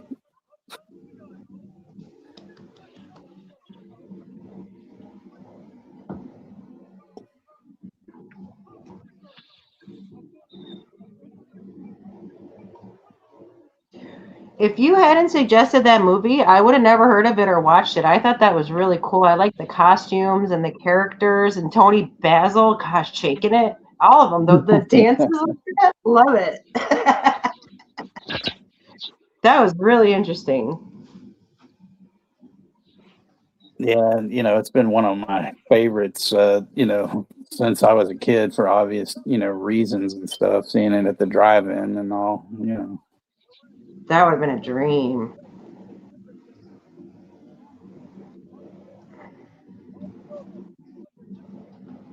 But yeah, I really like that. And then next week's was Tom's Request or Night Tide with Dennis Hopper, and there's like 4 different links for that up on YouTube. There's a regular YouTube link that they're offering it for free, and then some other people have it posted and stuff like that. Ellen said they dance like bushwhackers. They do, with the elbows. Bushwhackers. Oh, I miss those days too. Moldy but a Gucci. Oh my god, you guys are so funny.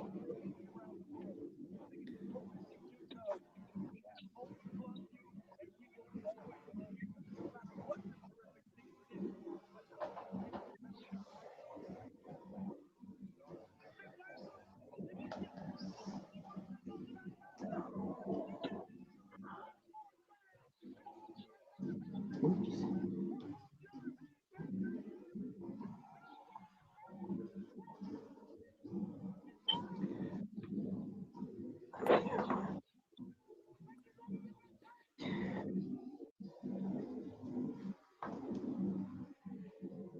It's like when they had those buckets of chicken and the Cokes, you probably had to drink at least 50 of them, to and eat 3 buckets of chicken to actually be full or something like that.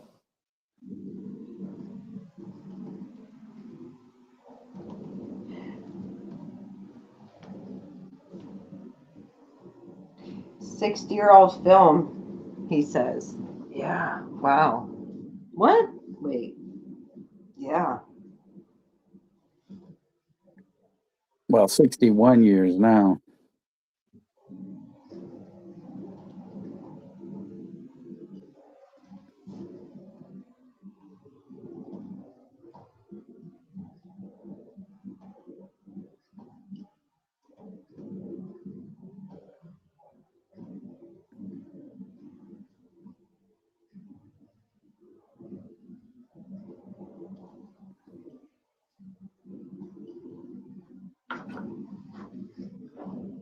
But yeah, when we close shop, don't leave, hang out, because we usually hang out for a few minutes. I forgot that was one of the things I forgot to tell you. Oh, no worries. Hey, can I smoke a cigarette, or is that not okay? You can do whatever the heck you want, sure. Because I'm a very heavy cigarette smoker. It was so nice to meet you guys. I'm not logging off. I'm just saying it was nice to meet the people Well, that no, get it. I'm gonna bring this to smoke a cigarette.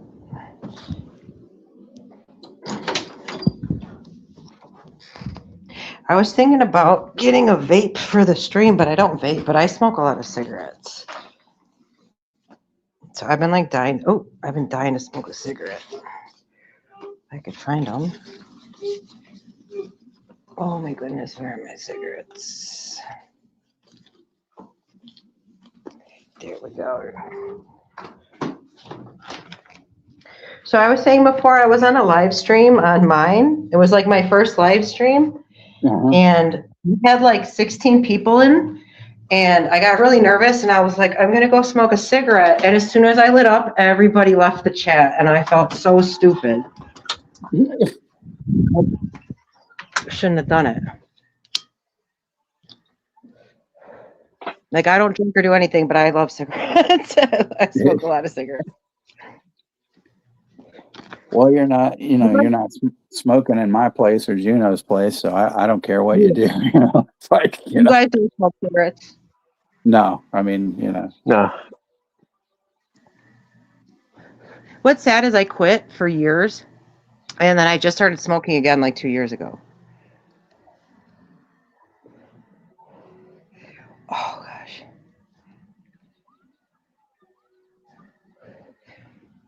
So have you lived in California your whole life, Juno?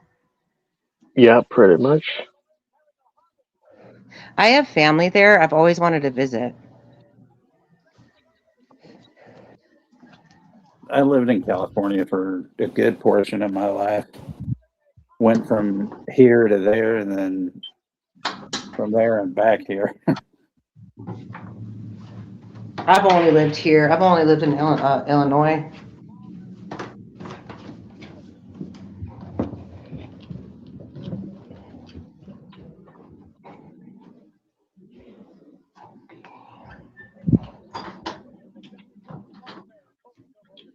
It'd be interesting to get Ron Howard's thought on what it was like, making this movie.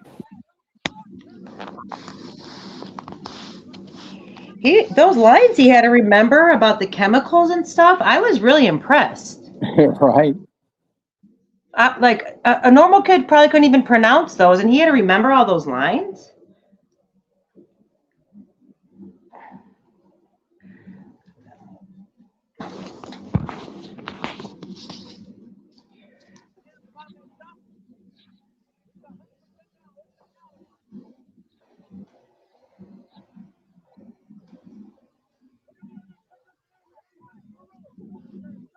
But yeah, I mean, I don't know. It's weird the way people you look at their careers and go, wow, some people absolutely hate the fucking movies that they've done. Uh-huh. But actually, I mean, I think his brothers had a better career wise than him sometimes, because I think some of the stuff that Ron Howard's directed is kind of stuff. I agree. You He was know. an ice cream man, isn't he? The ice cream man, Ron Yeah, Howard's brother. and the Clint first Howard, one, that's yeah. his name. Clint. Yep. And he's got that face Yep. too. Like his face is just made for horror and like just I don't know. He's not ugly. He's just got Yeah, that like 'cause- usual face. Yeah. Every time when he's in bad movies, he's the best part of really bad movies, especially Uwe 100. Boll's movies. Yep. Oh man.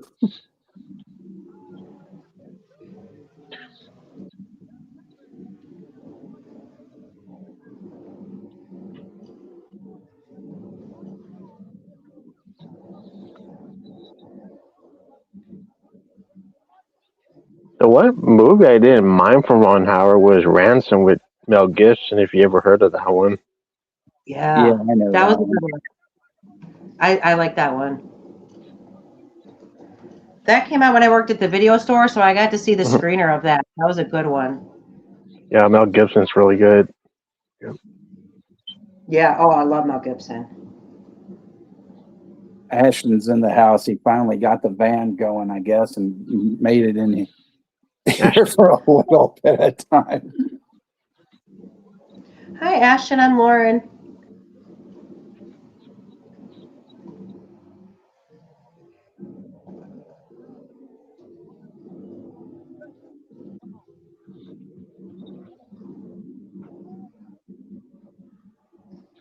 I still think one of the best things Mel Gibson did in the last few years was Fat Man. That's a good one. What's it called? Fat Man. Oh, I don't think I saw that. It's where he plays Santa Claus, and then he pisses some little kid off, and then the kid is like this millionaire, and so he hires a hitman to take Mel Gibson out and stuff. Oh my god. I gotta see that. Oh. Yeah, Clint Howard and the Evil Speak. That's a great one. I've never heard of that. And then Russell The Menson. Wraith, oh, that's a good one. The Wraith is a classic. I love that movie. And then Russell mentioned Ticks. And here, good old Clint on the back of the hard box here. I'm infested. Watch that in 3D. Oh, that's really cool.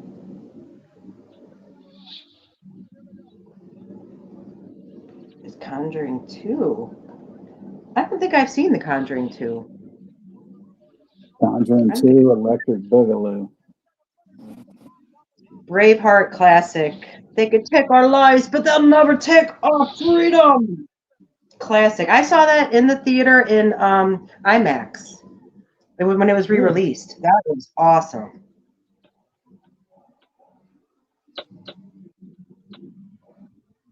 God, that was 1995, wasn't it? Holy cow.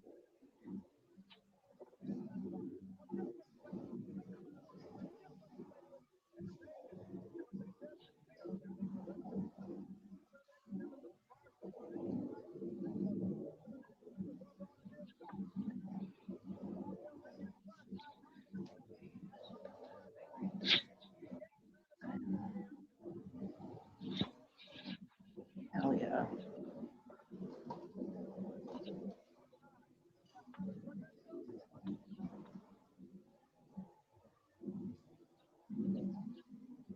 Clint Howard. Jesus Christ, Rosie.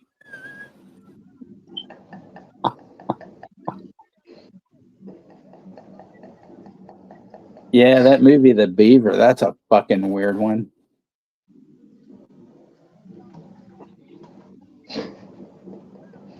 Didn't Jodie Foster direct that one? That was a weird one, that fucking puppet and all that. Did you see that, Juno? I never heard of that Beaver.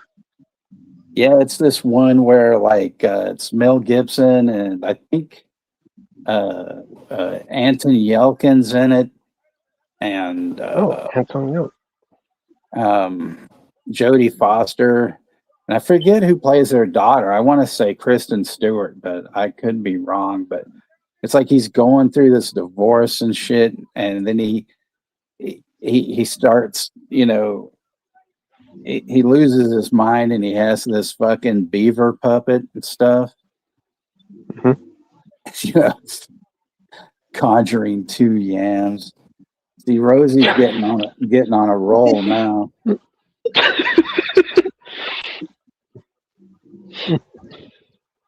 Are you going to prison, Joseph?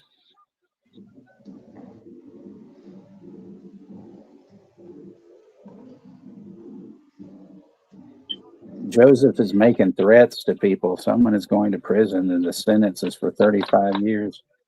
Well, who are you threatening, Joseph? It's not good to come into my room and threaten people.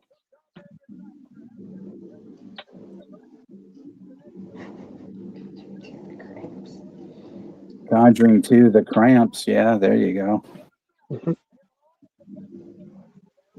I mean, if you were, Joseph, if you were to say that, Russell is going to prison, then that's okay,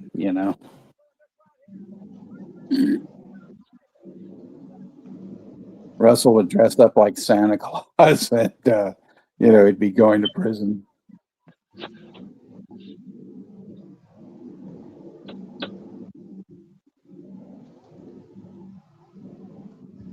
What is Jodie Foster's second film? A film the answer is a film that he was not in. So you don't have to answer any questions that he says. By all rights, you don't have to answer anything.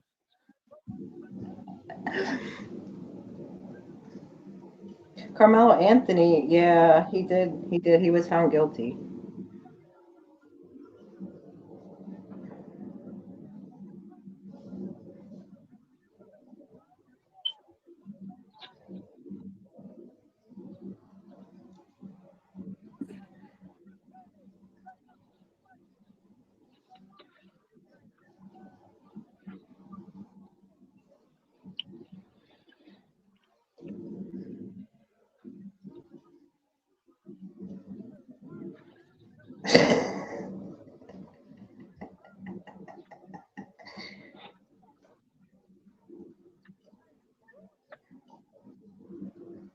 Why do cats have many breath? Because they use mouthwash or minty what? Mouthwash. Oh yes. Joseph, nobody gets, people.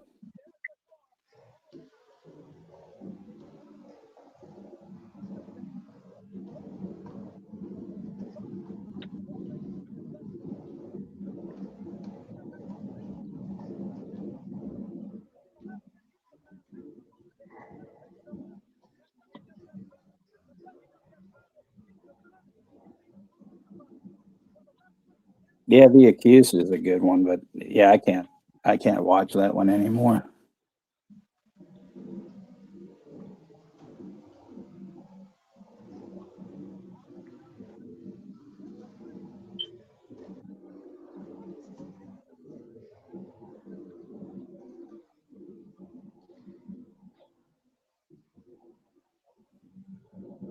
The roller derby.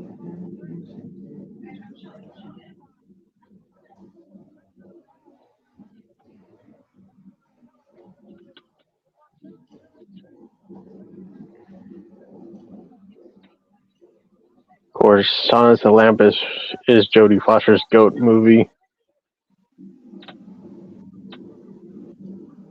Yeah. Yeah.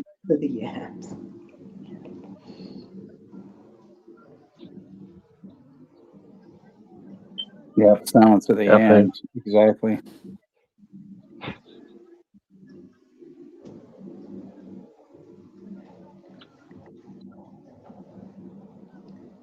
Yeah, Panic Room was good. It was a good. Yeah, movie, you got decent. Dwight Yoakam in that. Underrated. Forrest Whitaker.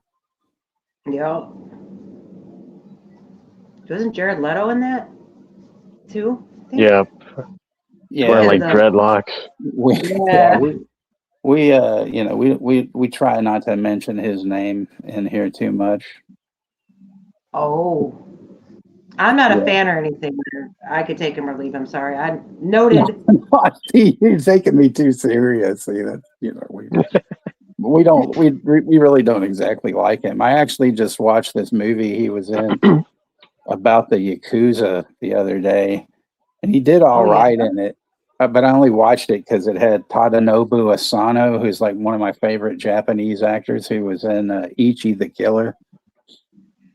Oh, that movie's And crazy. yeah, you want to piss God. off, somebody, if you're having a date and you want to piss your date off, watch that movie. I can't believe you made me watch this movie. I didn't make you watch it.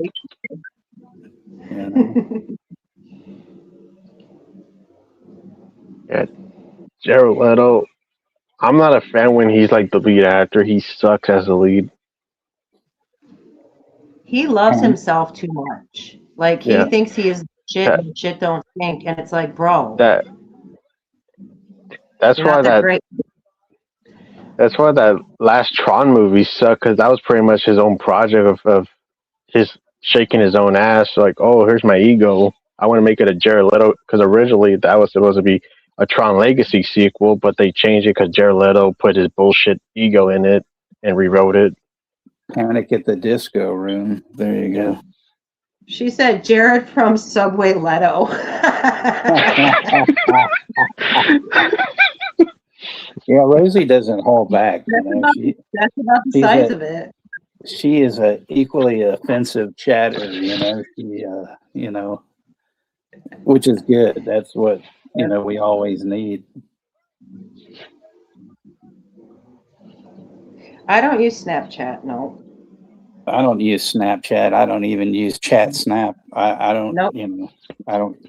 I use none of that. If I'm gonna snap into anything, it's a Slim Jim. Other than that, I'm not gonna. Jamie Lee. His version of the Joker does suck. Okay, it was a joke. It spit in the face of all the Jokers that came before him. I don't even consider him. When I talk about Jokers, he's not even in the realm that I'm speaking about. I don't consider him as Joker. What? Joker who? That's what I'm like. It was just a blip. It was like a fart in the wind that dissipated. It happened. It stunk. We moved past it. We don't talk about it. They try to redeem it with a second version with that Justice League cut, but that still doesn't help it. Hey, Connected, what's happening, brother? Good to see you. Snatch Chat. You're in the wrong. Snatch Connected. For that. Yeah, Yakuza Dube. There you go. Yeah. Hi, Connected. I'm Lauren. I don't think I met you before. Yeah, Connected is usually up in Dirk and Darren's channel, but everyone here is welcome, and so it's nice for another familiar face to show up.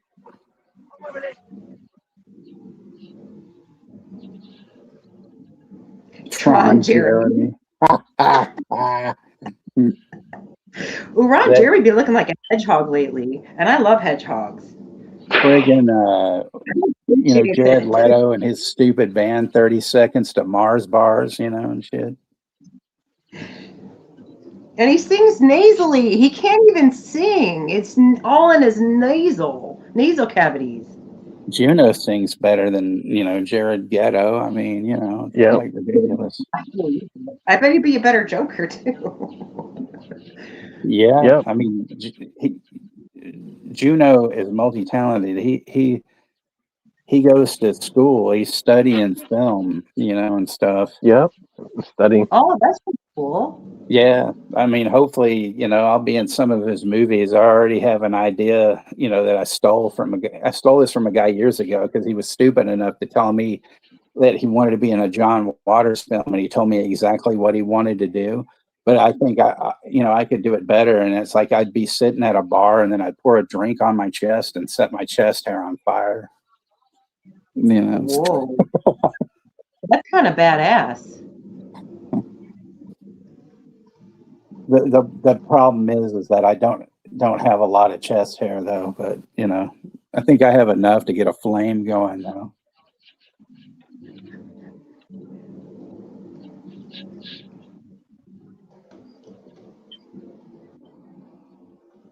Rosie's probably going, burn, baby, burn, you know.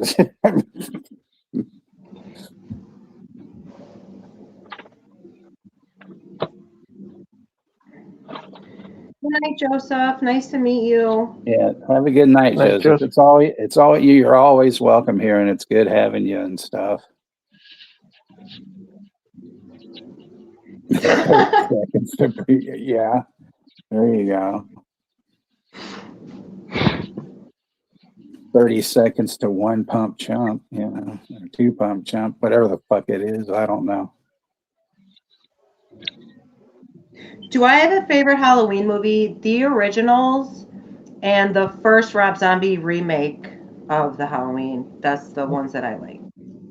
Anything after that, I don't fucking like it. And I'm sorry, I just don't. But Well, I do really like he- the remake, his first remake.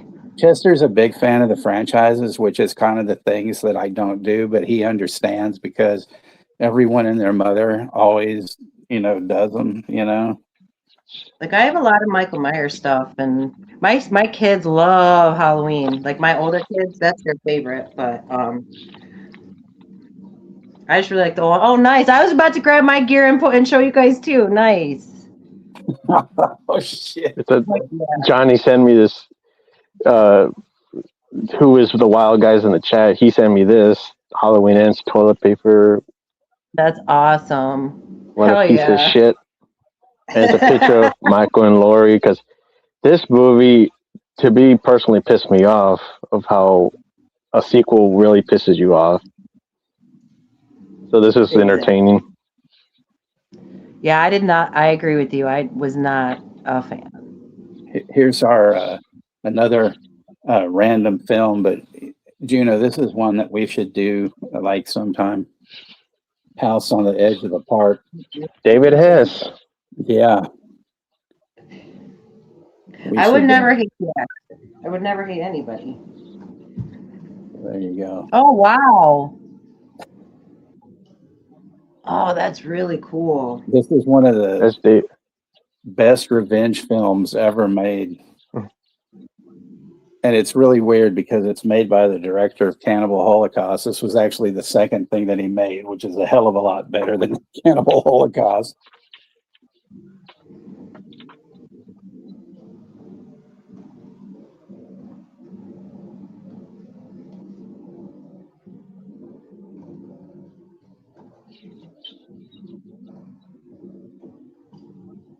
Ashton, I won't say my second favorite because I don't want Lauren to hate me since we just met. And Juno might actually murder me. I don't say my second favorite.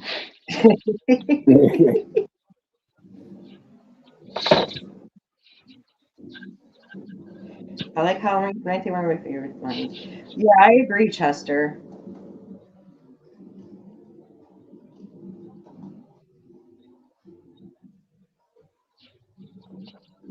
Yeah, the second one, I was growing up with that one. Second one has always been my favorite. Same. Because Halloween 2, Electric Boogaloo.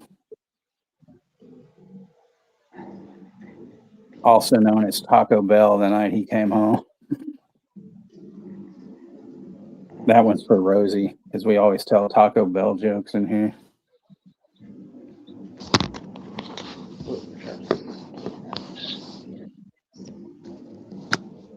Taco Bell razor, you know, there you go. Yeah, Halloween Ends, we'll never see that again, Texas. It was only one time. And the rash was only one, and we got rid of it. Right. Yeah, well, that was taking one for the team that night. I was like, oh, fuck me. I got to watch this thing again. Oh. The only good thing in that Okay. movie is that they played the Cramps, and then it gives you the fucking Cramps after you watch it. Yep.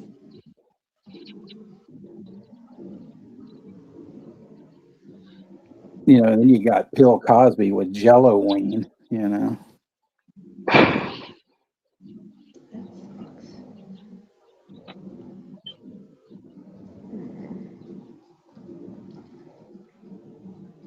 I still want to see Juno and Lionel Richie in a cage match. Mm-hmm.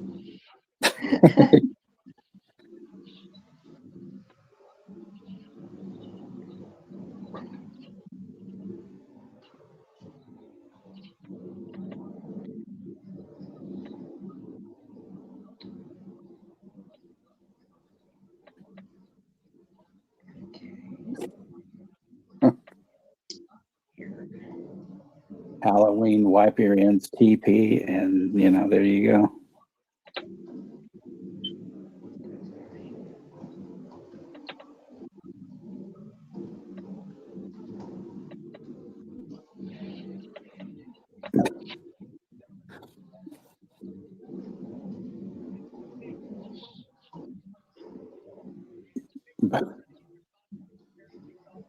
But you know, nobody has to have any, you know, dead silence or anything. Yeah. Oh, I don't like But that movie, by the way, Dead Silence. Speaking of Jared Leto, did you guys know that he has a club, like a cult, where you can pay money to spend time with him? How narcissistic do you have to be? Wow. Where you're gonna make people pay money to come to your island? Like, he's a total. Sorry, I just keep thinking about what a piece of shit he is. That actually made me so much. Made him a joke. Scumbag. I wonder if he's going to be like the new Jim Jones then. He's gonna end up in prison or something, I bet. Yeah, because Or Going to make everybody drink poison Gatorade, you know, and stuff. Because he, the Kool-Aid. that's why all the Reservoir. fuck this. Yep. you know, this is something that I'm not proud of, but a friend of mine bought it for me, so I didn't spend the money on it. But I have this album, which is a recording of the actual suicides there, you know, on that island that Jim Jones was on, where he's giving his you know, he's preaching his last deal, and you can hear everybody taking the poison and dying in the background and stuff. It would. I don't think I could do it. Well, I've never even really listened to it, you know, but the thing is, it was like it's like a picture disc too. So there's a picture of him on one side in the middle, and then pictures of the bodies surrounding him, and then it was numbered by the amount of the number of bodies, and I forget which body number I have, but That's you know. morbid as hell. I know, isn't it? You know. I like morbid stuff though, but that's pretty morbid. I had the original Time article from when it all happened with all the pictures and everything. I had a lot of like original news weeks and times, but I don't have them anymore. And then I tried to do a stream where I try to read old newspapers, and I couldn't get my camera to work. Oh, geez. But the thing is, the weird thing is, it was put out by this guy Genesis Peorage, who was a member of this, and you know, a real industrial band, I shall say, Throbbing Gristle, and then later he went to, or he started a band called Psychic TV. Is really a strange dude who, like later in his life, decided to become trans for whatever reason. I don't know, nothing against trans, but I mean, he was already an ugly dude. He didn't need to make himself uglier. That's all I'm saying, you know. So, and then like he was with some really, you know, kind of decent looking woman, but they were into some kind of weird deal, like we are one, you know, kind of bullshit, you know, kind of thing. And I'm just like, you can have that. I don't want to be part of that, you know. do what you want, be what you want. I don't care, but it's just fucking weird the way people get hooked into such weird shit, you know. What does Bill Cosby and Santa Claus have in common? They both come when you were sleeping. Yeah. 30 seconds to prison. Yeah, there you go.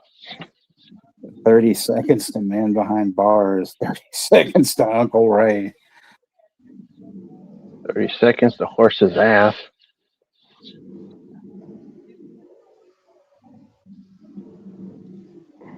Well, if he didn't have all that money, he'd be 30 seconds to being a jizz mopper in a porn theater, probably. Woo! He'd be behind the glory hole. Oh.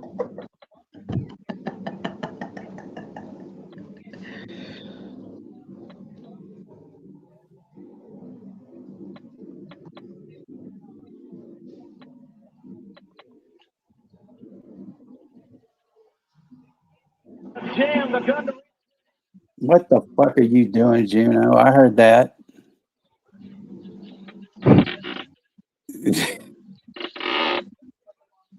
Fucking Messing with my computer. Jim Ross, you know.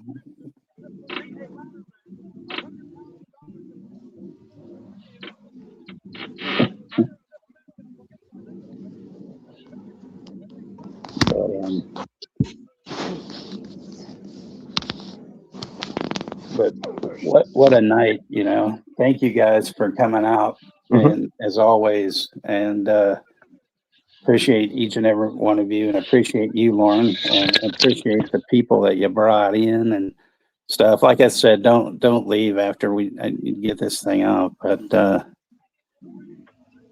what the fuck was that, Russell? I'm flogging a dead horse here and not getting anywhere. Well, you know, probably because it's dead. You and your fucking weird ass shit. We still love you though, Russell. Don't take offense at that. You know, I mean, well, you can take offense at a gate. I don't care. You know, if you can pull it out of the ground, take it with you. You know. Yeah. It was so nice to meet everybody I hadn't met yet. Yeah, there'll probably be more, you know, and stuff, you know, it's, you know, but I just, One of my subscribers, sorry, go ahead. I was just saying that, you know, everybody here, you know, fucking rules. I can't, you know, give them enough praise, you know. One of my subscribers mentioned that there was like a playoff game or something tonight. And he was like, why did you plan this when there was a playoff? I'm like, honey, I don't watch sports. I don't know what you're talking about. Well, see, I had a clip actually. See, the thing about StreamYard now is that to play your clips, you have to do, you know, pay for it now. Before you didn't have to. And, you know, I mean, thank God you still get at least like 25 hours a month. But I had this clip where Johnny made of me saying, you know, I fucking hate football, you know, fuck football, you know, which, you know, not a lot of people, you know, left, even though it pissed Ashton off. You know, I think he was ready to murder me for a time, you know. Nice meeting you too. Nice to meet all you guys. Thanks for including me and making me feel welcome.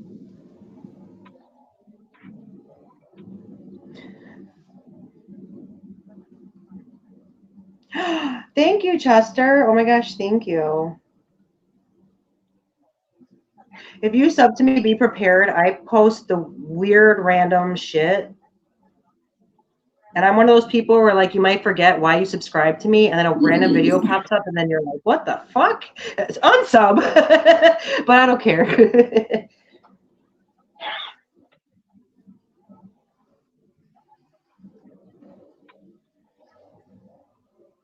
I actually used to have a channel years ago and it was really successful. But it was called Misanthropic and Ho was highlighted. So it looked like it said Misanthropic Ho. And I was getting big. And then I smoked a cigarette in a video. Right. And a lady like complained, and my whole channel got taken down. This was like 3 years ago. But gosh, does that hurt when you put in all this time and I had like 2,000 subs and all these videos, and my dumb ass just smoked in a video. Well, see that's that's lame, but I mean, I think you probably could have bought that, I could have. I had, but it was like my third strike. It was like my third strike, and this, like I said, this was like 3 or 4 years ago. So I was like, forget it. And I was really mean too, because like my whole thing misanthropic. Like I was really nihilistic and stuff. So I had just I had gone through some shit. But it's just funny how if you piss people off, they got nothing better to do than report you. Like I was just smoking. I wasn't hurting her. I was being kind of a bitch though. But oh my God, thank you. Oh my gosh, thank you. That would have been great though. I wish I would have, known you then, because I would have helped you, just fucking lay into people. Because there's this, I know I say ex this, girlfriend that, which is funny because I always tell people, well, I've gone through one married divorce and probably about 13 girlfriend divorces and shit. It's like, Girls are honey. Well, the one that I have now, everybody, in here, she doesn't show up much because, like I said, she's got a 13-year-old and she's always taking care of her, and her mom just died recently and stuff, and that was a big ordeal because her mom had cancer and she was taking care of her mom for like a couple of years. So it was rough. Well, I mean, it's still sort of rough for us because there's a lot of other stuff that I don't talk about because, I mean, I don't want to tell. I mean, the people closest to me know, but I don't, just go, oh, well, there's this and this and this. But like, she wouldn't even send me a picture of the kid until, well, I mean, a recent picture. Normally it was like a picture of her, like, when she was, younger, or whatever. And then finally she started sending me, pictures of her because she didn't trust anybody, and I don't fucking blame her, but this is the right thing. And even like Rosie and Brooke, have been, helping me kind of sometimes when it's like, don't worry about it. You just do what you need to do. And one time when we were watching something and she was in the chat. I mean, Rosie spoke up and she said, look, he's already professed his love for you, and she's like, I know. She goes, I know. And then she said, it's just, I've got a lot of baggage and I don't want to put that on him, but I'm like, you can put whatever the fuck you want on me, I'm not worried about it, And she always tells me, she's like, you're the most fucking patient man I've ever known in my life. And I said, well, you are. Well, I told her though, I said, well, I told her, but I mean, the thing is, I told her, you've been a life changer in more ways than you know. And, that's where I'll leave it because I don't want to get all sappy and weird and shit like that. But, it's just,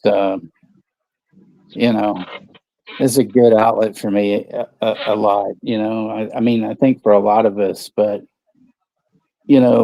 I mean, I met pretty much everybody on P. Rich's channel, and then, but they've stuck with me for like 2 years, there's never been any kind of things except, well,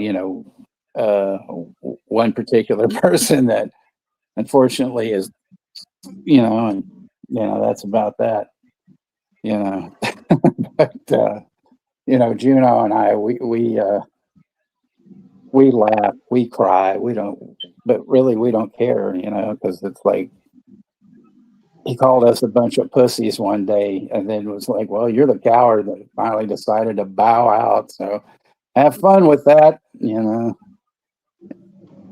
have fun rotting wherever the fuck you are, more or less.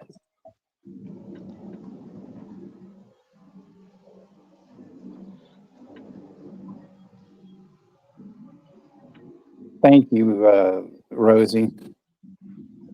Well, I'll talk to you about it sometime because there's some weird things. Lincoln pork sausage. There you go. Hey, I'm a hippie too. I'm a goth hippie. Obviously, it's in my name. I had to change my name. I had a different name. I think Russell knows my own name. I don't want to say it. I want to get in trouble. But I do work with a charity, a nonprofit charity, and we feed. It's called Feed My Starving Children, and we put together mana packs that they send out to third world countries. I don't know if you guys have ever heard of it, Oh, but I did nice. want to vlog some of my volunteer sessions, and it doesn't look good if you're all like, "Hey, big tits in your face, let's go feed some kids." So they Right. asked me if I could switch my Well, I name, and mean, yeah, I'll do that. but So they, the kids can get nutrients from, well, we won't go into that. yeah, but I'm not going to go to Africa to feed everybody. I know, Lauren's gonna But it's a feed really the fun charity. Lauren's here to feed the world with, not just one breast, but two breasts. Just kidding. They're big enough. I probably could. Holy smoke! See, but that's what I say about us. Going off the rails. Seeing Rosie, she's a Hoth yippie. She lived on Hoth for a while. That fucking ice planet. She was pretty cold there and didn't like it too much.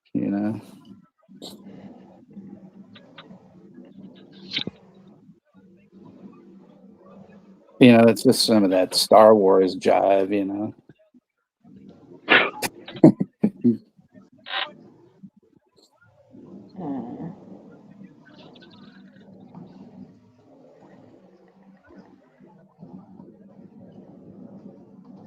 But I wouldn't. I always tell them that they're like a family to me, and it's like what I mean, because honestly, they are. I got maybe a handful of friends, but my mother's dead, and then I found out last year that my dad was dead, but he had been dead, like over a year before I found out, and it was a complete accident. Nobody decided to tell me, which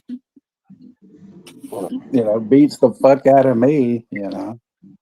So it's sort of one of those things. Happy birthday to me! Hey, thanks a lot, Dad.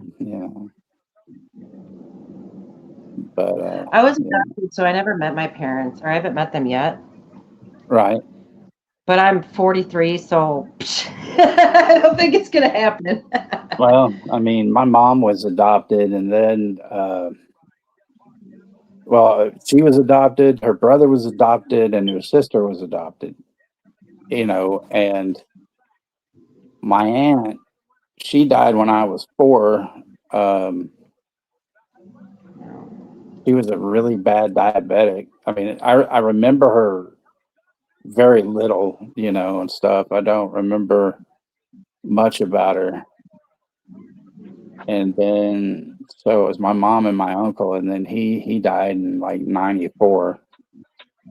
And I have suspicions about his wife, but I basically, at this point, it's like I really don't care, and then, but it is, how it goes. I don't.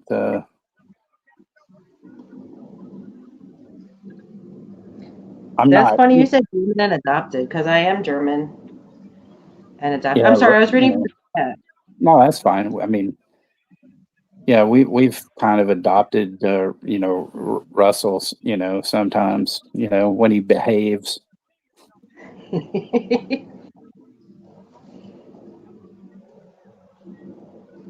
Families stick together. Aw. Yeah, it's Chester says, we are family, and that's the truth. I'd take a bullet for Chester. Shit, I love that guy so much. Hell, I'd take a bullet pretty much for all of you. Maybe a half bullet for Russell, but womp womp womp. Hey, Gene's back. Gene, welcome back. We talked shit about you the whole time you were gone.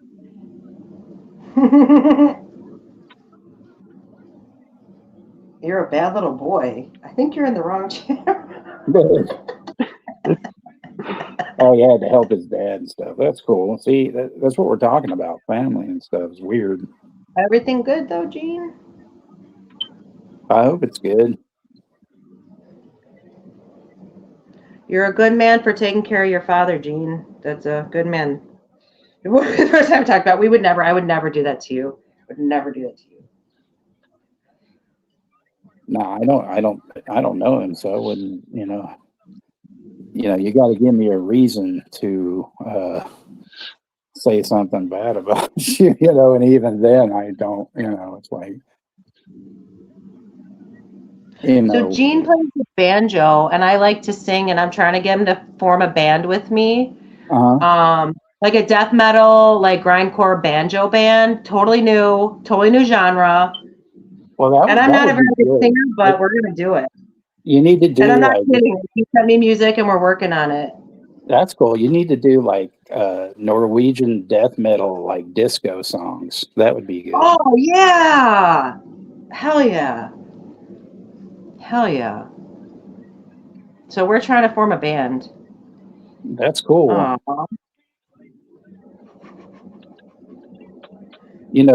There's a lot of, because I talk about, bands and shit all the time because, I,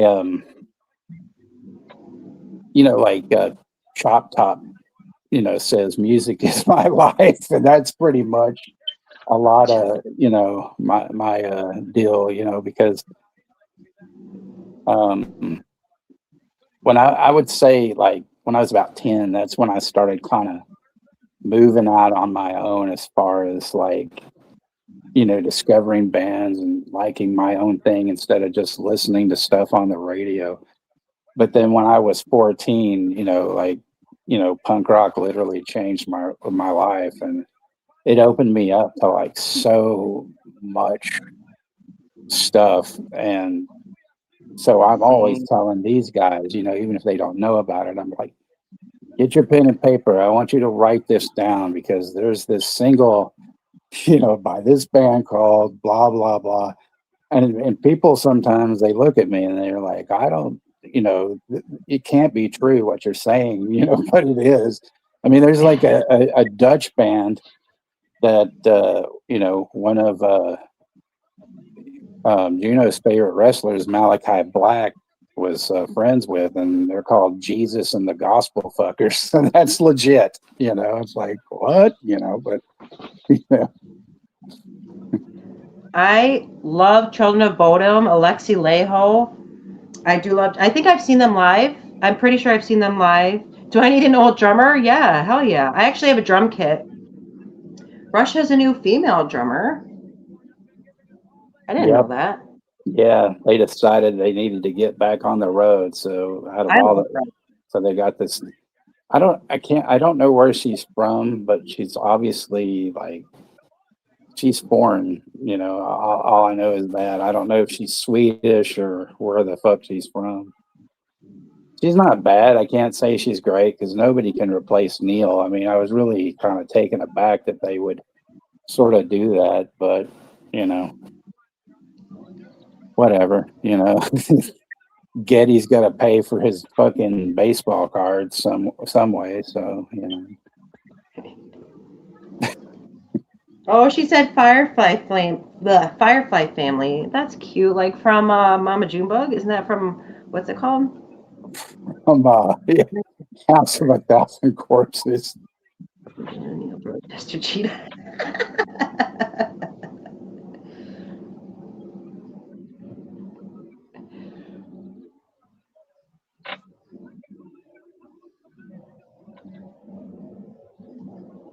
I mean, Russell was, he was a roadie for this Canadian punk band called Teenage Head. So, that's kind of cool.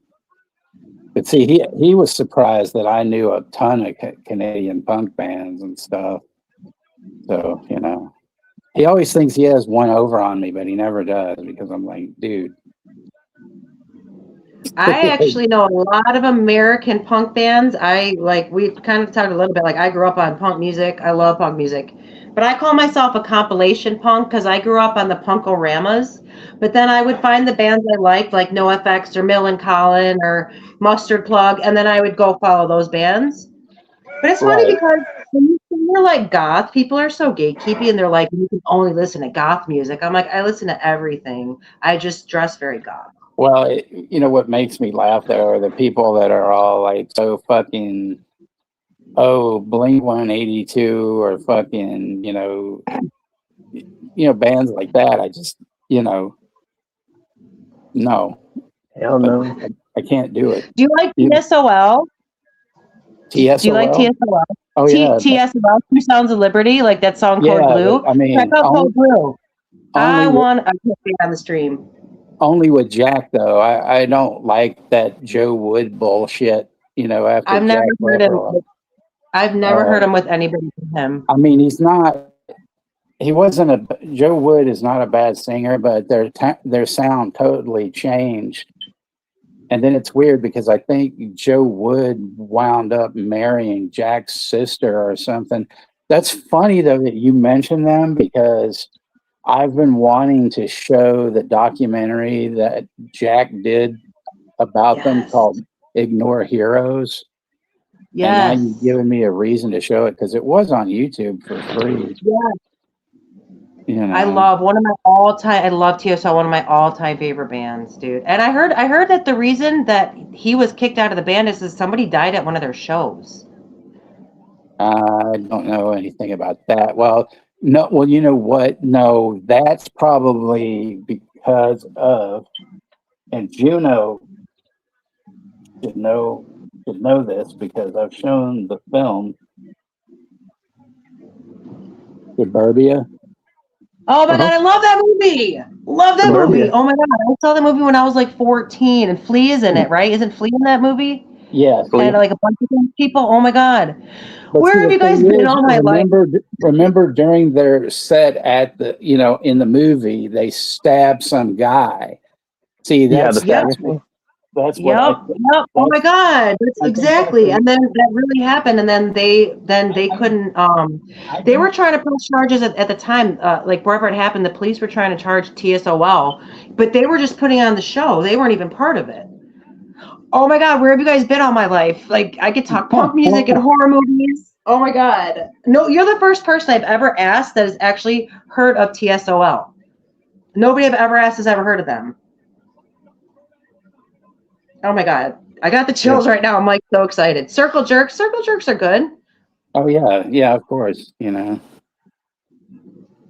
I like Tilt. I don't know if you ever heard of Tilt. Oh my God, that lady can sing. Oh yeah. What's her name? Cinderblock? Cinderblock. Yeah. I knew a guy. Oh my God, that woman's best voice. She puts Taylor Swift to shame. I know a guy that played bass for them, this guy named Jimmy Cheetah. And, oh my God. So he had his own record label for a while too. Oh, I got the chills again. That's so cool. Oh my God, all these memories. That's the music I grew up on, was that kind of punk, like TSOL, Tilt, Lagwagon, Mustard Plug, Mill and Colin, Agnostic Front. There's a really cool channel on here called Punk Rock Holiday. That's actually where I got a lot of my subs from. And they get the old bands, and I don't know if you guys are subscribed or if you watch it, but like they're still touring. A lot of those older bands are touring right now. So here's the deal, right? Not trying to burst your bubble, but I had to look this up. Jack Grisham was not fired from his band TSOL. Rather, he voluntarily quit and walked away from the group in late '83. He left to escape the escalating violence at punk shows such as the infamous SIRR Studios riot, and to distance himself from his own personal struggles with anger and a toxic lifestyle, because he was a huge drunk. Yeah. Which he got that taken care of.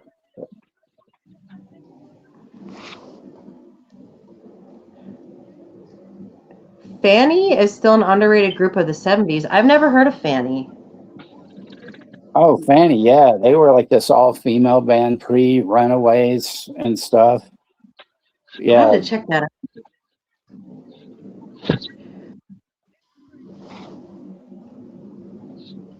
You were a child of the 60s. I'm so jealous. My adopted parents, always told me I should have been raised in the 60s and I don't fit in this time. Maybe because I'm an airhead. I don't know. I don't know. But I'm jealous.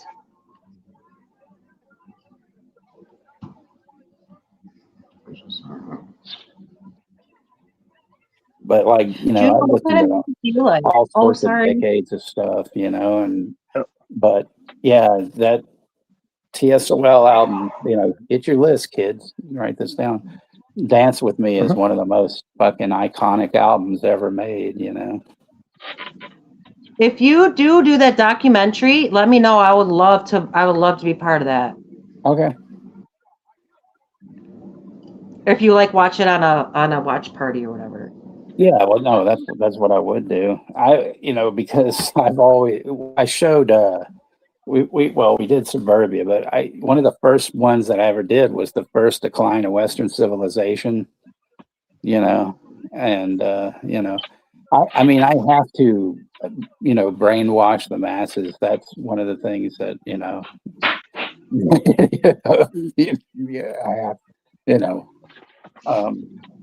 I have to get Jared Leto out of people's minds, I mean, Gene, I know that's why I love you.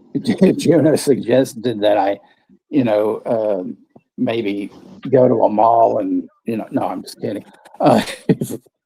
See, sometimes I have to watch what I say because, there could be, police or whatever, but I showed this movie Erga Music War, which is bands filmed between 79 and 80, and like it has the Police in it, Devos in it, the Cramps, a whole bunch of different bands. Oh, the Cramps, nice. And it's basically just a concert film, just a straight on concert film and everything. And yeah, it's funny because I told Juno, I said, well, I've seen a bunch of these bands, so I'll be talking about who I've seen, who I hadn't seen, and this and that, and talked about their records and stuff.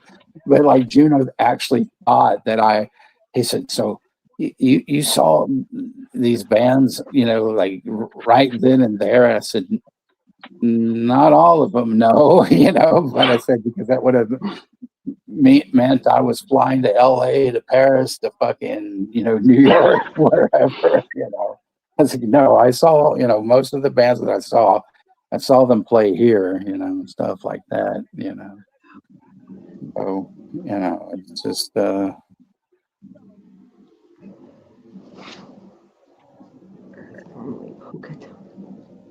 well, yeah, exactly. Yeah. Gene, stuff.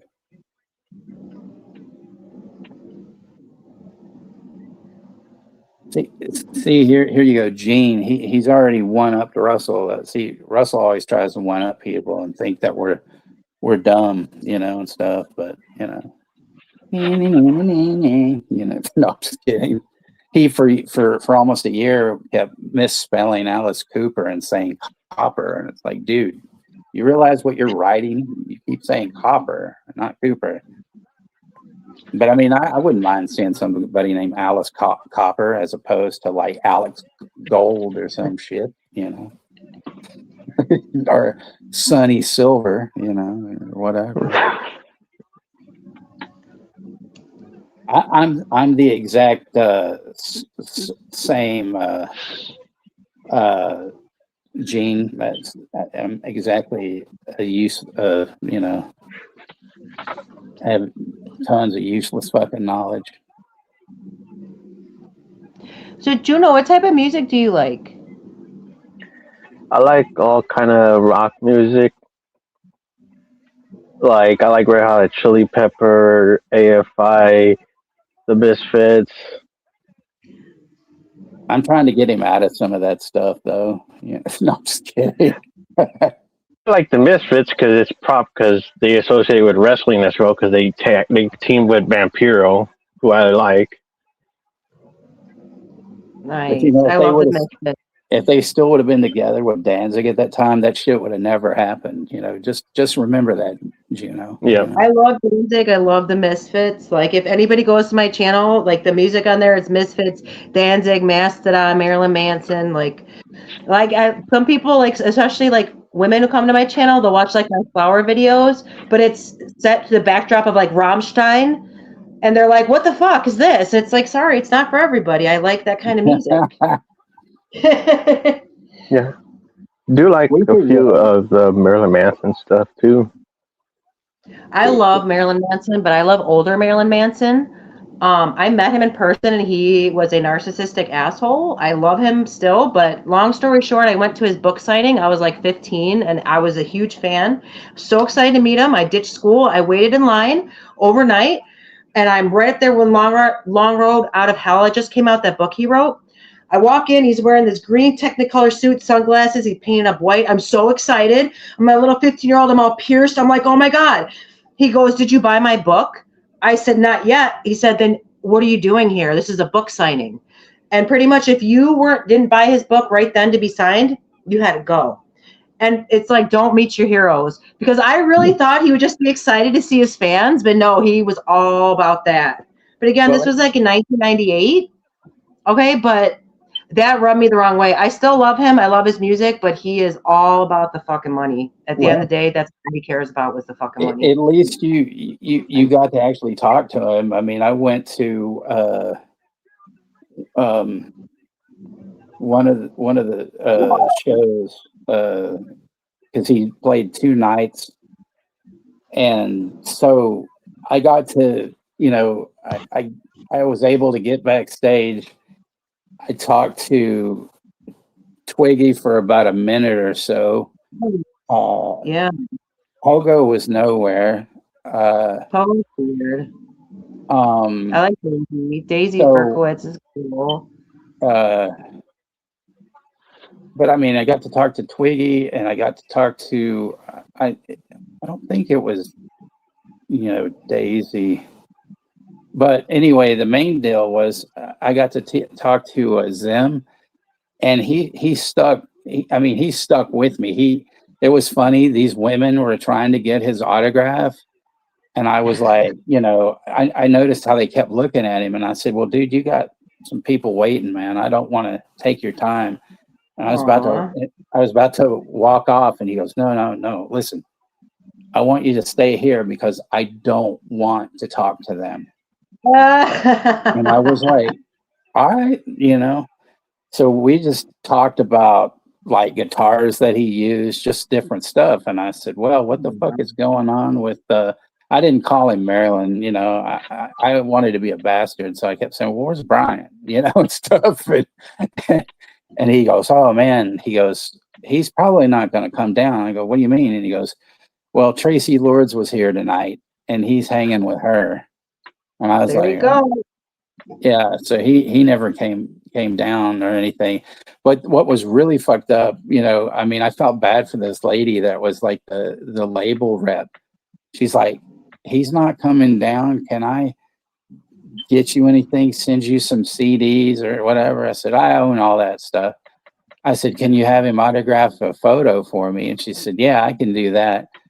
And so about 2 weeks later, you know, I didn't even think about it. And this guy that I actually knew, because I used to work in record stores and all this kind of shit. So I knew, you know, different people I could get in places and shit. So she said, I'll send it to Rick. I said, okay, whatever. And then he, you know, 2 weeks, I get this, you know, fucking envelope, you know, and it's weird because usually he would send me packages of CDs or whatever coming from him, and I had totally forgotten. And I thought, well, this is weird, but I said, that's probably some fucking press release or something that he just generating out to everybody. So I open it up, and it's this picture. You've probably seen the picture where he's got an aviator's helmet on, and he's in like a diaper, you know, bent down, and he's got all those tubes in his mouth. Yeah. And so he autographed that, you know, for me, but it wasn't personalized. It just said Marilyn Manson on it, you know. That's so cool. So yeah, Yeah. but yeah, so yeah, but I do know what you mean about meeting your heroes. There's some that I've really, yeah. I mean, I didn't blame him that he was, with Those are Tracy Lords. Tracy Lords. I mean, he was. Russell Guar is one of my favorite bands. I didn't mean to cut you off, but Guar is one of my all-time favorite bands. Rest in peace, David Brockie. If you go on my channel, there's a lot of Guar. Love Guar. Love Guar. I can sing so many Guar songs. I love embarrassing my kids and sing it in person. Yeah. I like that kind of music a lot. Oh, and I also met James Iha from the Smashing Pumpkins, and he was a fucking pig. I was like 16. I was backstage. I was seeing Hatebreed, that band Hatebreed, at the Metro. And he was there. James Iha was there to see them too. Like, he was obviously in the back because he's famous. And I got to go backstage because at the time, Hatebreed wasn't that quite, they were famous, but not quite that famous. And my friend was on their street team. I don't know if you guys remember street teams from back in the day. Yeah, of course. So we got to go backstage. And I met James Iha, and he was wearing a shirt that said Hatebreed, but I'd like cut it, and like my tits were out. I was big back then. And I'm like, oh my God, James Iha. And I'm like fangirling, and he's drinking a Heineken, just like face in my boobs, just drinking. And I'm like, oh my God, like, you're my idol. And he's just staring at my boobs, just staring. They were there. But I said something, he was like, do you want to come to an after party? And I was like, I'm 16. And he just looked at me, okay, do you want to come to the after party? And that's when I was like, oh my God, you're a fucking scumbag. And I asked him for an autograph, and he did the James Iha with the SP and everything, but he was a total dick about it after that. And it wasn't because I was 16, it's because I wouldn't come to the after party. So that rubbed me the wrong way. He was kind of a dick. To be fair, he was drunk, but yeah. So that's my James Iha story from the Smashing Pumpkins. Yeah, they were a band that I always liked, but I never wanted to meet them, and I could have, and stuff, but I just didn't, care. I mean, I had a friend that worked at Virgin Records, and, like if somebody she knew I liked, she would just buy a CD and have them autograph it and give me the CD, because most of the time I was working anyway or something, but she did that for me when they did this thing, because she was like, she goes, do you want them to sign something for you? I said, sure, why not?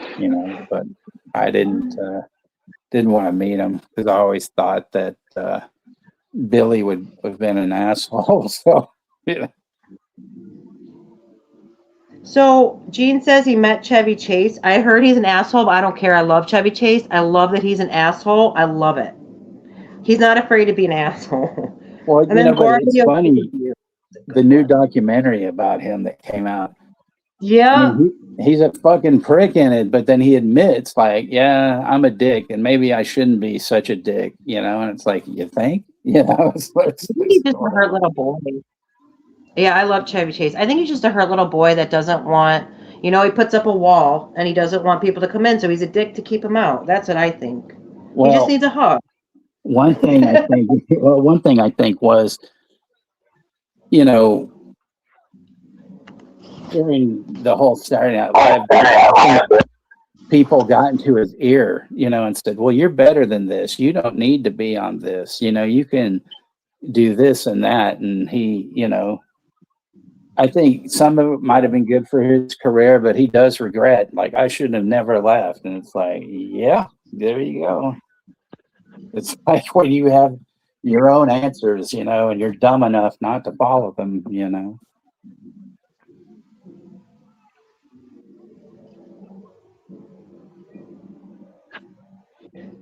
I mean, Juno, he's like one of the most conceited people I know. He's so full of himself, it's ridiculous. You know who else is? Varg Vercanis, that singer? Varg, what band is he from? Oh my God, I can't think, not Mayhem. I used to follow a lot of death metal bands on Instagram, and those men, they love themselves more than anybody. And Cradle Filth, Danny Filth, he used to DM me, and he used to chat with me, and he was cool as fuck. Danny Filth, I will say, was cool as fuck. He would chat with me all the time. This was like years ago.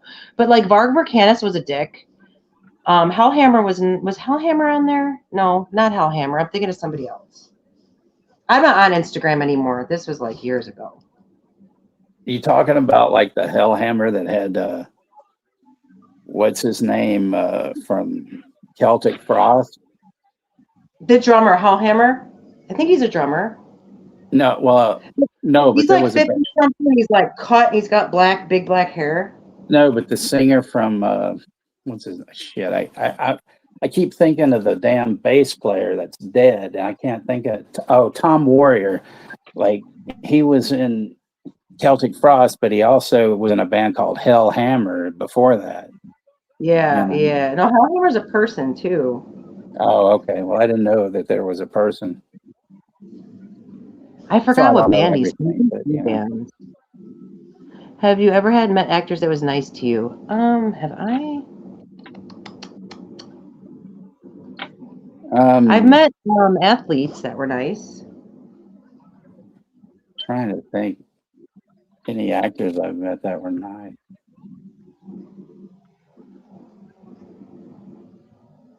I can't.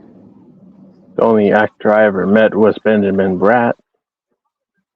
Oh, that's cool. Was he trying to get you in for Blood In, Blood Out too? Yep. Yeah, that's what I thought. Well, I met, as an actress, I met Melanie Chardoff, who was on Fridays, the show Fridays, which was ABC's version of a Saturday Night Live for a couple of seasons and stuff. She was fucking a sweetheart, It was a weird chance, we were like on a subway ride together, and stuff. It was really weird. And I was like, "Can I sit here?" Sure. And then I'm like, "You're Melanie Chardoff." Like, yes, I am. But she was really sweet, like,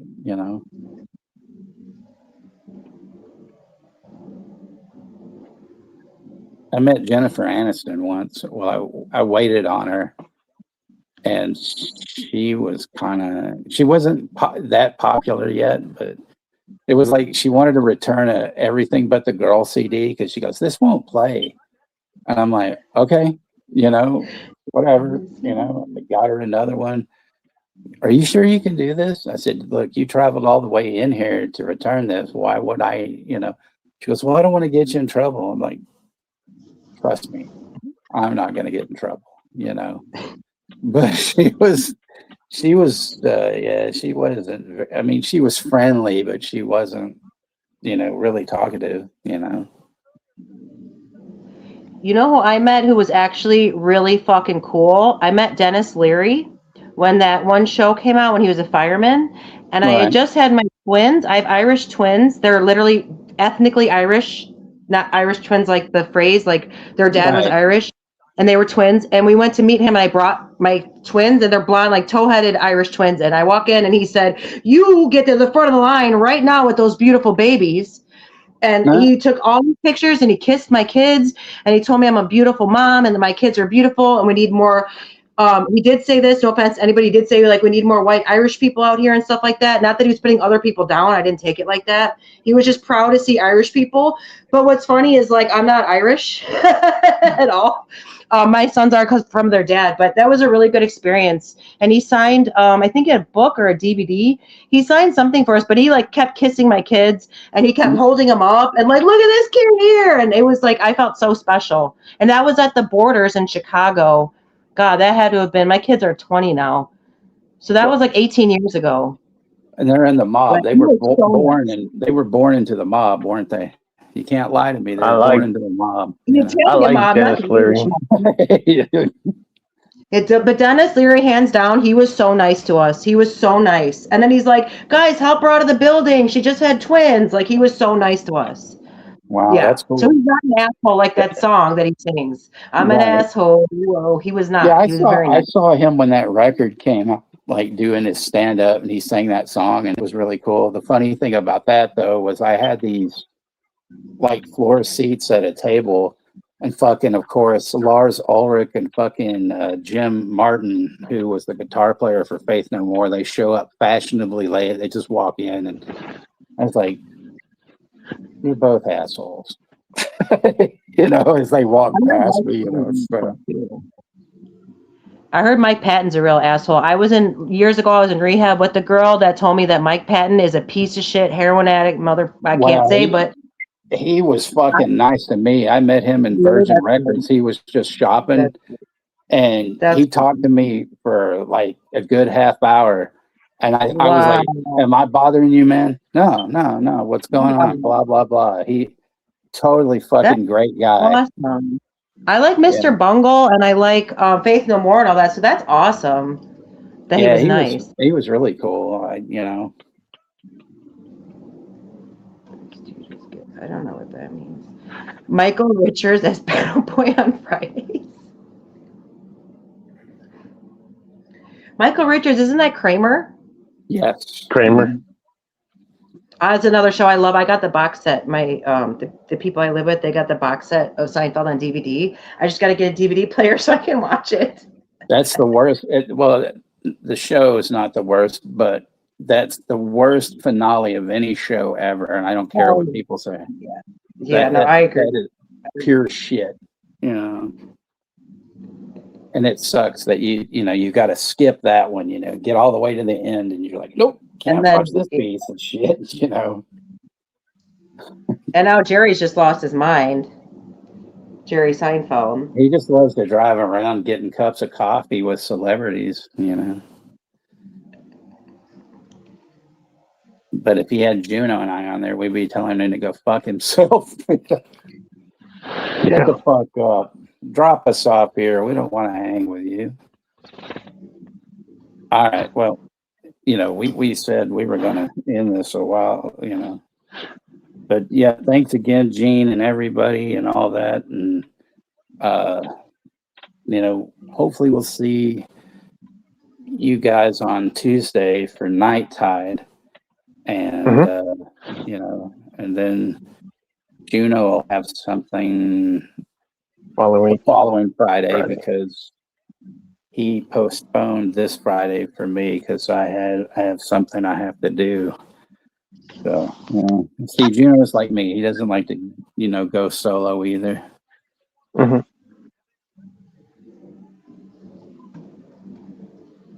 So, but cheers to everybody and stuff, and just hang with us, Lauren. Don't leave yet. So. No, I won't. I promise I won't. Okay. So, anyway, good night, everybody. Thanks again for coming out. We really appreciate you. Everybody. And we will, see you guys soon. Peace. Deuces. Good night, Chester. Good night, Russell.